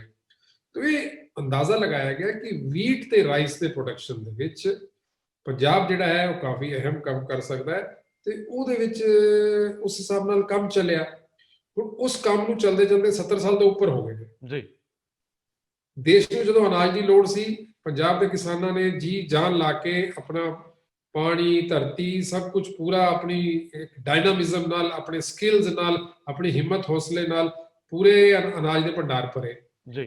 ਪਰ ਹੁਣ ਜਦ ਦੂਸਰੇ ਸੂਬਿਆਂ ਦੇ ਵਿੱਚ ਵੀ ਇੱਕ ਅਨਾਜ ਉਤਪੰਨ ਹੋਣ ਲੱਗ ਗਿਆ, ਅਨਾਜ ਪੈਦਾ ਹੋਣ ਲੱਗ ਗਿਆ, ਛੱਤੀਸਗੜ੍ਹ ਦੇ ਵਿੱਚ, ਮੱਧ ਪ੍ਰਦੇਸ਼, ਹੁਣ ਪੰਜਾਬ ਦੇ ਅਨਾਜ ਦੀ ਡਿਮਾਂਡ ਕੁਝ ਘਟੀ ਹੈ ਜੀ। ਉਦੋਂ ਤੁਸੀਂ ਕਹੋਗੇ ਅਸੀਂ ਹੁਣ ਪੰਜਾਬ ਦੀ ਪਰਵਾਹ ਨਹੀਂ ਕਰਨੀ, ਸਾਨੂੰ ਦੇਸ਼ ਦੀ ਪਰਵਾਹ ਹੈ। ਦੇਸ਼ ਦੀ ਪਰਵਾਹ ਤਾਂ ਪੰਜਾਬ ਨੂੰ ਵੀ ਹੈ, ਪੰਜਾਬ ਵੀ ਇਸ ਦੇਸ਼ ਦਾ ਹਿੱਸਾ ਹੈ। ਇਸ ਵਾਸਤੇ ਚਾਹੀਦਾ ਇਹ ਸੀਗਾ ਕਿ ਜਿਸ ਤਰ੍ਹਾਂ ਦੇ ਕਾਨੂੰਨ ਸਰਵਿਸਿਜ਼ ਨੂੰ, ਟ੍ਰੇਡ ਨੂੰ ਵਧਾਉਣ ਵਾਸਤੇ ਕੋਈ ਨਵੇਕਲੇ ਤਰੀਕੇ ਲੱਭਣ ਦੀ ਲੋੜ ਸੀਗੀ ਜੀ। ਕਾਨੂੰਨ ਨਵੇਕਲੇ ਤਰੀਕਿਆਂ ਦੀ ਗੱਲ ਵੀ ਕਰਦੇ ਆ, ਲੇਕਿਨ ਉਹਨਾਂ ਨਵੇਕਲੇ ਤਰੀਕਿਆਂ ਦੇ ਨਾਲ ਦੇ ਕੰਮ ਨੂੰ ਸ਼ੁਰੂ ਕਰਨ ਤੋਂ ਪਹਿਲਾਂ ਜਿਹੜੇ 6% ਕਿਸਾਨ, ਦੇਖੋ ਇਹ ਜਿਹੜੇ ਵੈਸਟਰਨ ਯੂਪੀ ਹੈ, ਹਰਿਆਣਾ ਉਸ ਵੇਲੇ ਪੰਜਾਬ ਦਾ ਹਿੱਸਾ ਹੀ ਸੀਗਾ, ਪੰਜਾਬ, ਇਹ ਸਾਰੇ ਕਿਸਾਨ ਮਿਲਾ ਕੇ ਲਗਭਗ 6% ਬਣਦੇ ਆ। ਇਹ 6% ਕਿਸਾਨਾਂ ਨੇ ਰਫਲੀ 40, 45, 50% ਤੱਕ ਜਿਹੜਾ ਅਨਾਜ ਦੇਸ਼ ਨੂੰ ਦਿੱਤਾ ਹੈ। ਇਹਨਾਂ ਨੇ ਹਿੰਮਤ ਕੀਤੀ ਹੈ, ਤਾਂ ਇਹਨਾਂ ਦੀ ਹਿੰਮਤ ਨੂੰ ਦੀ ਰਿਕਗਨੀਸ਼ਨ ਹੋਣੀ ਚਾਹੀਦੀ ਸੀ। ਇਹਨਾਂ ਦੀ ਹਿੰਮਤ ਦਾ ਇਹਨਾਂ ਨੂੰ ਪੁੱਛਿਆ ਜਾਣਾ ਚਾਹੀਦਾ ਸੀ, ਇਹਨਾਂ ਨਾਲ ਸਲਾਹ ਕੀਤੀ ਜਾਣੀ ਚਾਹੀਦੀ ਸੀ। ਔਰ ਜਿਹੜੀ ਪੰਜਾਬ ਜਾਂ ਇਸ ਹਰਿਤ ਕ੍ਰਾਂਤੀ ਦੀ ਕਾਮਯਾਬੀ ਸੀ, ਇਹਦੇ ਵਿੱਚ ਕੀ ਖੂਬੀਆਂ ਸੀਗੀਆਂ, ਕੀ ਖਾਮੀਆਂ ਸੀਗੀਆਂ, ਉਹਦੇ ਇੱਕ ਪੂਰੇ ਦੇਸ਼ ਦੇ ਵਿੱਚ ਚਰਚਾ ਹੋਣੀ ਚਾਹੀਦੀ ਸੀ। ਤੇ ਜਿਹੜੀ ਚੰਗੀ ਚੀਜ਼ ਹੈ ਉਹਨੂੰ ਅੱਗੇ ਵਧਾਉਣਾ ਚਾਹੀਦਾ ਸੀ, ਖਾਮੀਆਂ ਨੂੰ ਦੂਰ ਕਰਨਾ ਚਾਹੀਦਾ ਸੀ। ਔਰ ਜਿਹੜੇ ਦੂਜੇ ਸੂਬੇ ਅੱਗੇ ਵਧਣਾ ਚਾਹੁੰਦੇ, ਦੇਖੋ ਸਾਡਾ ਦੇਸ਼ ਹੈ, ਸਾਰੇ ਅਸੀਂ ਹਿੰਦੁਸਤਾਨੀ ਹੈ, ਹਰ ਸੂਬੇ ਨੂੰ ਅੱਗੇ ਵਧਣਾ ਚਾਹੀਦਾ ਹੈ, ਹਰ ਨਾਗਰਿਕ ਨੂੰ ਅੱਗੇ ਵਧਣਾ ਚਾਹੀਦਾ ਹੈ। ਲੇਕਿਨ ਦੂਜੇ ਸੂਬੇ ਜਿਹੜੇ ਅੱਗੇ ਵਧਣਾ ਚਾਹੁੰਦੇ ਸੀ, ਖੇਤੀ ਦੇ ਵਿੱਚ ਅੱਗੇ ਵਧਣਾ ਚਾਹੁੰਦੇ ਸੀ, ਉਹਨਾਂ ਨੂੰ ਐਸਾ ਕੁਝ ਕੰਮ ਕਰਾਇਆ ਜਾਣਾ ਚਾਹੀਦਾ ਸੀ, ਐਸੀਆਂ ਸਕੀਮਾਂ ਤੇ ਨੀਤੀਆਂ ਬਣਾਉਣੀਆਂ ਚਾਹੀਦੀਆਂ ਸੀਗੀਆਂ ਜਿਹੜੀਆਂ ਕਿ ਜਿਹੜੀ ਸਾਡੀ ਹਰਿਤ ਕ੍ਰਾਂਤੀ ਦੇ ਵਿੱਚ ਖਾਮੀਆਂ ਰਹਿ ਗਈਆਂ ਉਹਨਾਂ ਨੂੰ ਦੂਰ ਕਰਦੀਆਂ ਹੋਣ, ਤੇ ਦੇਸ਼ ਲਈ ਉਹ ਚੀਜ਼ ਪੈਦਾ ਕਰਨ ਜਿਸ ਚੀਜ਼ ਦੀ ਦੇਸ਼ ਦੇ ਵਿੱਚ ਘਾਟ ਹੈ। ਉਸ ਚੀਜ਼ ਨੂੰ, ਜਿਹੜੀ ਚੀਜ਼ ਦੇਸ਼ ਦੇ ਵਿੱਚ ਭਰਪੂਰ ਅਵੇਲੇਬਲ ਹੈ, ਜਿਹਦੇ ਭੰਡਾਰ ਭਰੇ ਪਏ ਹੈ। ਅੱਜ ਤੁਸੀਂ ਕਹਿੰਦੇ ਹੋ ਜੀ ਫੂਡ ਗ੍ਰੇਨ ਸਰਪਲਸ ਹੈ ਜੀ। ਜੇ ਫੂਡ ਗ੍ਰੇਨ ਸਰਪਲਸ ਹੈ ਤੇ ਦੂਜੇ ਸੂਬਿਆਂ ਦੇ ਵਿੱਚ ਦਾਲਾਂ ਦਾ ਉਤਪਾਦਨ ਕਰਨਾ ਸੀਗਾ ਜੀ, ਆਇਲ ਸੀਡਸ ਦਾ ਉਤਪਾਦਨ ਕਰਨਾ ਸੀਗਾ, ਹੋਰ ਕਮਰਸ਼ੀਅਲ ਕ੍ਰੌਪਸ ਦਾ ਉਤਪਾਦਨ ਕਰਨਾ ਸੀਗਾ। ਹੁਣ ਗੰਗਾਨਗਰ ਤੁਹਾਨੂੰ ਸਾਰਿਆਂ ਨੂੰ ਪਤਾ ਜੀ, ਸਾਰੇ ਪੰਜਾਬੀ ਜਾਣਦੇ ਆ, ਸਾਰਾ ਦੇਸ਼ ਜਾਣਦਾ ਹੈ ਕਿ ਅਸੀਂ ਅੱਧੇ ਤੋਂ ਜ਼ਿਆਦਾ ਪਾਣੀ ਰਾਜਸਥਾਨ ਨੂੰ ਦਿੰਦੇ ਹਾਂ। ਬਿਲਕੁਲ, ਸਾਡੇ ਦਰਿਆਵਾਂ ਦਾ ਅੱਧਾ ਪਾਣੀ ਰਾਜਸਥਾਨ ਨੂੰ ਜਾਂਦਾ ਹੈ ਜੀ। ਇਸ ਕਰਕੇ ਜਾਂਦਾ ਹੈ ਕਿ ਉਹ ਇੱਕ ਡੈਜ਼ਰਟ ਹੈ, ਇੱਕ ਡਰਾਈ ਸਟੇਟ ਹੈ, ਉੱਥੇ ਪਾਣੀ ਦੇ ਸਾਧਨ ਹੈ ਨਹੀਂ, ਲੋਕਾਂ ਨੂੰ ਪੀਣ ਦਾ ਪਾਣੀ ਹੈ। ਤੁਸੀਂ ਰਿਕਾਰਡ ਕਢਾ ਕੇ ਦੇਖ ਲਓ, ਇੰਡਸ ਵਾਟਰ ਟ੍ਰੀਟੀ ਕਢਾ ਕੇ ਦੇਖ ਲਓ, ਰਾਜਸਥਾਨ ਨੂੰ ਜਿੰਨਾ ਪਾਣੀ ਜਾਂਦਾ ਉਹਨਾਂ ਨੂੰ ਪੀਣ ਵਾਸਤੇ ਜਾਂਦਾ ਹੈ ਜੀ। ਲੇਕਿਨ ਤੁਸੀਂ ਫਿਰੋਜ਼ਪੁਰ ਤੋਂ ਰਾਜਸਥਾਨ ਐਂਟਰ ਕਰੋ, ਗੰਗਾਨਗਰ, ਹਨੂਮਾਨਗੜ੍ਹ, ਸੂਰਤਗੜ੍ਹ, ਸਾਰੀ ਜੀਰੀ ਲਾਉਂਦੇ ਆ। ਬਿਲਕੁਲ ਲਾਉਂਦੇ। ਕਿਤੇ ਨਾ ਕਿਤੇ ਨੀਤੀ ਦੇ ਵਿੱਚ ਘਾਟ ਹੈ, ਜਿਹਨੂੰ ਮੈਂ ਲੈਕ ਆਫ ਸਿਨਰਜੀ ਕਹਿਣਾ। ਭਾਰਤ ਸਰਕਾਰ ਨੂੰ, ਰਾਜਸਥਾਨ ਸਰਕਾਰ ਨੂੰ ਕਹਿਣਾ ਚਾਹੀਦਾ ਵੀ ਤੁਹਾਨੂੰ ਜੀਰੀ ਲਾਉਣ ਦੀ ਲੋੜ ਨਹੀਂ ਹੈ, ਤੁਸੀਂ ਘੱਟ ਪਾਣੀ ਖਾਣ ਵਾਲੀਆਂ ਉਹ ਚੀਜ਼ਾਂ ਲਾਓ ਜਿਹਨੂੰ ਦੇਸ਼ ਦੀ ਲੋੜ ਹੈ। ਦੇਸ਼ ਨੂੰ ਆਇਲ ਸੀਡਸ ਦੀ ਲੋੜ ਹੈ, ਪਲਸਿਸ ਦੀ ਲੋੜ ਹੈ, ਦੇਸ਼ ਨੂੰ ਕੈਸ਼ ਕ੍ਰੌਪਸ ਦੀ ਲੋੜ ਹੈ, ਫਰੂਟਸ ਦੀ ਲੋੜ ਹੈ, ਵੈਜੀਟੇਬਲਸ ਦੀ ਲੋੜ ਹੈ। ਦੇਸ਼ ਨੂੰ ਹੋਰ ਬੜੇ ਐਸੇ ਐਗਰੀਕਲਚਰ ਪ੍ਰੋਡਕਟਸ ਨੇ ਜਿਹੜੇ ਅਸੀਂ ਬਾਹਰੋਂ ਮੰਗਵਾਉਂਦੇ ਹਾਂ, ਉਹ ਚੀਜ਼ਾਂ ਉੱਥੇ ਬਣਾਈਆਂ ਜਾ ਸਕਦੀਆਂ ਸੀ, ਉਤਪਾਦਨ ਕੀਤਾ ਜਾ ਸਕਦਾ ਸੀ, ਉਹਨਾਂ ਦੇ ਪ੍ਰੋਡਕਸ਼ਨ ਨੂੰ ਇਨਕਰੇਜ ਕੀਤਾ ਜਾ ਸਕਦਾ ਸੀ। ਹੁਣ ਜਿਹੜੀ 1509 ਵੈਰਾਈਟੀ ਅਸੀਂ ਕੱਢੀ, ਜਿਹੜੀ 1121 ਵੈਰਾਈਟੀ ਅਸੀਂ ਕੱਢੀ, ਉਹੀ ਵੈਰਾਈਟੀ ਜਾ ਕੇ ਛੱਤੀਸਗੜ੍ਹ ਚ ਲਾ ਦਿਓ, ਉਹੀ ਤੁਸੀਂ ਮੱਧ ਪ੍ਰਦੇਸ਼ ਲਾ ਦਿਓ। ਫਿਰ ਤੁਸੀਂ ਕਿਤੇ ਨਾ ਕਿਤੇ ਪਾਲਿਸੀ ਜਿਹੜੀ ਹੈ ਉਹ ਡ੍ਰਿਫਟ ਹੈ। ਪਾਲਿਸੀ ਦੇ ਵਿੱਚ ਉਹ ਗੱਲ ਨਹੀਂ ਆ ਰਹੀ ਕਿ ਪੰਜਾਬ ਅੱਗੇ ਵਧੇ। ਪੰਜਾਬ ਦੇ ਵਿੱਚ ਦੇਖੋ ਸਾਡੇ ਸੋਮਿਆਂ ਦਾ ਵੀ ਨੁਕਸਾਨ ਹੋ ਰਿਹਾ, ਸਾਡੇ ਪਾਣੀ ਦਾ ਨੁਕਸਾਨ ਹੋ ਰਿਹਾ, ਸਾਡੀ ਧਰਤੀ ਦਾ ਨੁਕਸਾਨ ਹੋ ਰਿਹਾ, ਸਾਡੇ ਈਵਨ ਹਿਊਮਨ ਹੈਲਥ ਦਾ ਨੁਕਸਾਨ ਹੋ ਰਿਹਾ। ਸਰਪਲਸ ਜਾਂ ਸੁਪਰਫਲੂਅਸ ਐਕਸੈਸਿਵ ਯੂਜ਼ ਆਫ ਫਰਟੀਲਾਈਜ਼ਰ, ਐਗਰੋਕੈਮੀਕਲਸ ਹੋ ਰਿਹਾ। ਇਹ ਜਿਹੜੀਆਂ ਅਣੁਤਾਈਆਂ ਸੀਗੀਆਂ ਪੰਜਾਬ ਦੇ ਕੰਮ ਕਰਨ ਦੇ ਤਰੀਕੇ ਵਿੱਚ ਪਿਛਲੇ 50-60 ਸਾਲਾਂ ਵਿੱਚ ਦੇਖੀ ਹੈ। ਸਾਡੀ ਬਾਇਓਡਾਇਵਰਸਿਟੀ ਘਟੀ ਹੈ, ਸਾਡੀ ਕ੍ਰੌਪ ਡਾਇਵਰਸਿਟੀ ਘਟੀ ਹੈ, ਸਾਡੀ ਜ਼ਮੀਨ ਕਮਜ਼ੋਰ ਹੁੰਦੀ ਜਾ ਰਹੀ ਹੈ। ਇਹਨਾਂ ਘਾਟਾਂ ਨੂੰ, ਇਹਨਾਂ ਕਮੀਆਂ ਨੂੰ ਪੂਰਾ ਕਰਨਾ ਚਾਹੀਦਾ ਸੀ। ਇਹਨਾਂ ਕਮੀਆਂ ਨੂੰ ਠੀਕ ਕਰਾ ਕੇ ਇੱਥੇ ਫਸਲ ਦੇ ਉਤਪਾਦਨ, ਵੀਟ, ਪੈਡੀ, ਸਾਡੇ ਨਰਮਾ ਹੁੰਦਾ ਹੈ, ਸਾਡੇ ਗੰਨਾ ਹੁੰਦਾ ਹੈ, ਸਾਡੇ ਹੋਰ ਬੜੀਆਂ ਫਸਲਾਂ ਹੁੰਦੀਆਂ, ਆਲੂ ਬਹੁਤ ਹੁੰਦਾ ਹੈ। ਇਹਨਾਂ ਫਸਲਾਂ ਦੇ ਪ੍ਰੋਡਕਸ਼ਨ ਨੂੰ ਆਪਟੀਮਾਈਜ਼ ਕਰਨਾ ਚਾਹੀਦਾ ਸੀ। ਆਪਟੀਮਮ ਲੈਵਲ ਤੇ ਜੋ ਮਾਰਕੀਟਿੰਗ ਅਰੇਂਜਮੈਂਟ ਚੱਲ ਰਿਹਾ ਹੈ, ਜੋ ਅਸੀਂ ਮਾਰਕੀਟਿੰਗ ਇਨਫਰਾਸਟ੍ਰਕਚਰ ਬਣਾਇਆ ਹੈ, ਉਹਨੂੰ ਮਜ਼ਬੂਤ ਕਰਨਾ ਚਾਹੀਦਾ ਸੀ। ਔਰ ਇੱਥੋਂ ਸਿੱਖਿਆ ਲੈ ਕੇ, ਪੰਜਾਬ ਦੇ ਤਜਰਬੇ ਤੋਂ ਸਿੱਖ ਕੇ ਰਾਜਸਥਾਨ, ਮੱਧ ਪ੍ਰਦੇਸ਼, ਛੱਤੀਸਗੜ੍ਹ, ਗੁਜਰਾਤ, ਇਹਨਾਂ ਸੂਬਿਆਂ ਵਿੱਚ ਜਿਨ੍ਹਾਂ ਵਿੱਚ ਹਰਿਤ ਕ੍ਰਾਂਤੀ ਦੀ ਲਹਿਰ ਹੁਣ ਬਿਲਡਅਪ ਹੋ ਰਹੀ ਹੈ, ਉੱਥੇ ਹਰਿਤ ਕ੍ਰਾਂਤੀ ਨੂੰ ਨਵੇਂ ਤਰੀਕੇ ਨਾਲ ਚਲਾਉਣਾ ਚਾਹੀਦਾ ਸੀ ਤਾਂ ਜੋ ਉੱਥੋਂ ਉਹ ਚੀਜ਼ ਮਿਲੇ ਜਿਹਦੀ ਦੇਸ਼ 'ਚ ਘਾਟ ਹੈ। ਦੇਸ਼ ਦਾ ਉਤਪਾਦਨ ਵਧੇ, ਦੇਸ਼ ਦੀ ਆਰਥਿਕ ਵਿਵਸਥਾ, ਅਰਥਚਾਰਾ, ਚਾਹੇ ਉਹ ਖੇਤੀਬਾੜੀ ਦਾ ਹੈ, ਚਾਹੇ ਉਦਯੋਗ ਦਾ, ਉਹ ਮਜ਼ਬੂਤ ਹੋਏ ਤੇ ਪੰਜਾਬ ਵਰਗੇ ਸੂਬੇ ਜਿਹੜੇ ਅਗਾਂਹ ਵਧੂ ਸੀਗੇ, ਜਿਨ੍ਹਾਂ ਨੇ ਪਹਿਲਾਂ ਕੰਮ ਕੀਤਾ, ਉਹਨਾਂ ਨੂੰ ਵੀ ਇੱਕ ਨਵੀਂ ਦਿਸ਼ਾ ਮਿਲ ਸਕੇ। ਇਹ ਕਿਤੇ ਨਾ ਕਿਤੇ ਜਿਹਨੂੰ ਮੈਂ ਕਹਿੰਦਾ ਲੈਕ ਆਫ ਪਾਲਿਸੀ ਸਿਨਰਜੀ ਹੈ ਕਿ ਜੋ ਪਾਲਿਸੀ ਹੁਣ ਤੱਕ ਚਲੀ ਉਹਦਾ ਪੂਰਾ ਵਿਸ਼ਲੇਸ਼ਣ ਨਹੀਂ ਕੀਤਾ ਔਰ ਨਵੀਂ ਪਾਲਿਸੀ ਜਿਹੜੀ ਹੈ ਫਿਊਚਰ ਦੇ ਅੰਦਾਜ਼ੇ ਨਾਲ, ਫਿਊਚਰ ਦੇ ਪ੍ਰੋਸਪੈਕਟਸ ਨਾਲ ਨਹੀਂ ਕੜੀ ਗਈ, ਜਿਸ ਕਰਕੇ ਕਿਸਾਨ ਸਾਡਾ ਗੁੱਸੇ ਵਿੱਚ। ਮੈਨੂੰ ਬਹੁਤ ਸਾਰੇ ਸਵਾਲ ਤੁਸੀਂ ਨਵੇਂ ਦਿੱਤੇ ਆ, ਸਮੇਂ ਦੀ ਸੀਮਾ ਹੈ, ਮੈਂ ਸਿੱਧਾ ਹੁਣ ਮੁੱਦੇ ਤੇ ਆ ਜਾਵਾਂ। ਮੈਨੂੰ ਬੜਾ ਚੰਗਾ ਲੱਗਿਆ ਕਿ ਤੁਸੀਂ ਇੱਕ ਇੱਕ ਕਰਕੇ ਸਟੇਟ ਦੇ ਹਿੱਤਾਂ ਦੇ ਨਜ਼ਰੀਏ ਤੋਂ ਇਹਦੀ ਤਰਜਮਾਨੀ ਕਰਦੇ ਹੋ। ਮੈਂ ਬੇਨਤੀ ਇਹ ਕਰਦਾ ਹਾਂ ਕਿ ਮੰਨ ਲਓ ਜਦੋਂ ਸਟੇਟ ਸਬਜੈਕਟ ਨੂੰ ਕੇਂਦਰ ਪਕੜ ਲੈਂਦਾ, ਹੁਣ ਇਹ ਫੈਸਲਾ ਹੋ ਗਿਆ, ਸਟੇਟ ਕੋਲ ਫਿਰ ਅਖਤਿਆਰਾਤ ਕੀ ਰਹਿੰਦੇ ਆ ਕਿ ਜੇ ਉਹਨੇ ਚੈਲੰਜ ਕਰਨਾ ਹੋਵੇ, ਕਿਉਂਕਿ ਦੇਖੋ ਸਭ ਤੋਂ ਵੱਧ ਪੰਜਾਬ ਨੇ ਭੁਗਤਿਆ, 2-2.5 ਮਹੀਨੇ ਪੰਜਾਬ ਬੰਦ ਹੋ ਗਿਆ, ਜਾਮ ਹੋ ਕੇ ਰਹਿ ਗਿਆ, ਨੁਕਸਾਨ ਬੜੇ ਹੋਏ, ਆਰਥਿਕ ਤੌਰ ਤੇ, ਸਮਾਜਿਕ ਤੌਰ ਤੇ ਵੀ ਬੜੇ ਹੋਏ, ਤੇ ਅੱਜ ਵੀ ਪੰਜਾਬ ਦੇ ਉੱਤੇ ਹੀ ਇੱਕ ਤਰ੍ਹਾਂ ਨਾਲ ਤਲਵਾਰ ਲਟਕੀ ਹੋਈ ਹੈ, ਭਾਵੇਂ ਸਾਡੇ ਲੋਕ ਦਿੱਲੀ 'ਚ ਬੈਠੇ। ਸਵਾਲ ਇਹ ਹੈ ਕਿ ਤੁਸੀਂ ਹੁਣ ਸੁਰਖਰੂ ਸਟੇਟ ਨੂੰ ਸਮਝਦੇ ਹੋ, ਲੋਕ ਬਾਹਰ ਚਲੇ ਗਏ, ਆਉਣ ਜਾਣ ਬਣਿਆ, ਇੰਜ ਲੱਗਦਾ ਜਿਵੇਂ ਸਾਰਾ ਦਾ ਸਾਰਾ ਟ੍ਰੈਫਿਕ ਦਿੱਲੀ ਵਾਲੇ ਰੋਡ ਤੇ ਚਲੇ ਗਿਆ। ਸੋ ਜੇਕਰ ਸਟੇਟ ਨੇ ਕੁਝ ਕਰਨਾ ਹੋਵੇ, ਚੈਲੰਜ ਕਰਨ ਦੇ ਰੂਪ 'ਚ ਮਾਣਯੋਗ ਸੁਪਰੀਮ ਕੋਰਟ ਦੇ ਵਿੱਚ ਜਾਂ ਕੋਈ ਹੋਰ ਮੰਚ ਕੀ ਨੇ ਸਾਡੇ ਕੋਲ ਬਚਦੇ ਸਟੇਟ ਕੋਲ ਕਿ ਸਟੇਟ ਦੇ ਸਬਜੈਕਟ ਨੂੰ ਕੇਂਦਰ ਨੇ ਹੱਥ ਪਾ ਲਿਆ ਔਰ ਸਟੇਟ ਦੇ ਲੋਕ ਜਿਹੜੇ ਆ ਉਹ ਉਬਾਲ ਖਾ ਗਏ? ਦੇਖੋ, ਪਹਿਲਾਂ ਤਾਂ ਮੈਂ ਜਿਸ ਤਰ੍ਹਾਂ ਕਹਿ ਚੁੱਕਿਆ, ਸੈਂਟਰ ਨੂੰ ਸਟੇਟ ਸਬਜੈਕਟਸ ਤੇ ਸਟੇਟ ਤੇ ਕਨਕਰੈਂਟ ਸਬਜੈਕਟ ਤੇ ਕਾਨੂੰਨ ਬਣਾਉਣ ਦਾ ਸੰਵਿਧਾਨ ਦੇ ਵਿੱਚ ਅਖਤਿਆਰ ਹੈ ਜੀ। ਲੇਕਿਨ ਜੇ ਕਿਸੇ ਉਸ ਕਾਨੂੰਨ ਦਾ ਜੇ ਕਿਸੇ ਸਟੇਟ ਤੇ ਮਾੜਾ ਅਸਰ ਪੈਂਦਾ ਜਾਂ ਜਿਹੜੀਆਂ ਉਹਨਾਂ ਦੀ ਲੋਕਲ ਸੋਸ਼ੀਓ ਕਲਚਰਲ ਕੰਟੈਕਸਟ ਹੈ, ਸਾਡਾ ਜਿਹੜਾ ਸੋਸ਼ੀਓ ਇਕਨੋਮਿਕ ਕੰਟੈਕਸਟ ਹੈ, ਉਸ ਕੰਟੈਕਸਟ ਦੇ ਵਿੱਚ ਉਹ ਕਾਨੂੰਨ ਨਾਲ ਕਿਸੇ ਤਰ੍ਹਾਂ ਦੀ ਕੋਈ ਰੁਕਾਵਟ ਜਾਂ ਕਿਸੇ ਤਰ੍ਹਾਂ ਦੀ ਕੋਈ ਦਿੱਕਤ ਆਉਂਦੀ ਹੈ ਜਾਂ ਸਾਡੇ ਜਿਹੜੇ ਲੋਕਾਂ ਦੇ ਆਮ ਅਧਿਕਾਰ ਹੈ ਜਾਂ ਆਮ ਕੰਮ ਕਰਨ ਦਾ ਤਰੀਕਾ ਉਹਦੇ ਤੇ ਮਾੜਾ ਅਸਰ ਪੈਂਦਾ ਹੈ, ਆਰਟੀਕਲ 254 ਦੇ ਵਿੱਚ ਉਹ ਸਟੇਟ ਆਪਣੇ ਲੋਕਾਂ ਦੇ ਹਿੱਤਾਂ ਦੀ ਰੱਖਿਆ ਕਰਨ ਲਈ ਸੈਂਟਰ ਸਰਕਾਰ ਤੋਂ ਉਹਦੇ ਵਿੱਚ ਸੋਧ ਦੀ ਮੰਗ ਕਰ ਸਕਦਾ ਹੈ ਜੀ। ਇਹ ਸੋਧ ਦੀ ਮੰਗ ਕਰਨ ਦਾ ਅਖਤਿਆਰ ਸਟੇਟਾਂ ਦੀ ਜਿਹੜੀਆਂ ਵਿਧਾਨ ਸਭਾਵਾਂ ਨੇ, ਲੈਜਿਸਲੇਟਿਵ ਅਸੈਂਬਲੀਜ਼ ਨੇ, ਉਹਨਾਂ ਕੋਲ ਹੁੰਦਾ ਹੈ ਜੀ ਕਿ ਉਹ ਲੈਜਿਸਲੇਟਿਵ ਅਸੈਂਬਲੀਜ਼ ਉਸ ਕਾਨੂੰਨ ਦੇ ਵਿੱਚ ਕੋਈ ਨਾ ਕੋਈ ਅਮੈਂਡਮੈਂਟਸ ਤਜਵੀਜ਼ ਕਰ ਸਕਦੇ ਨੇ ਜੀ।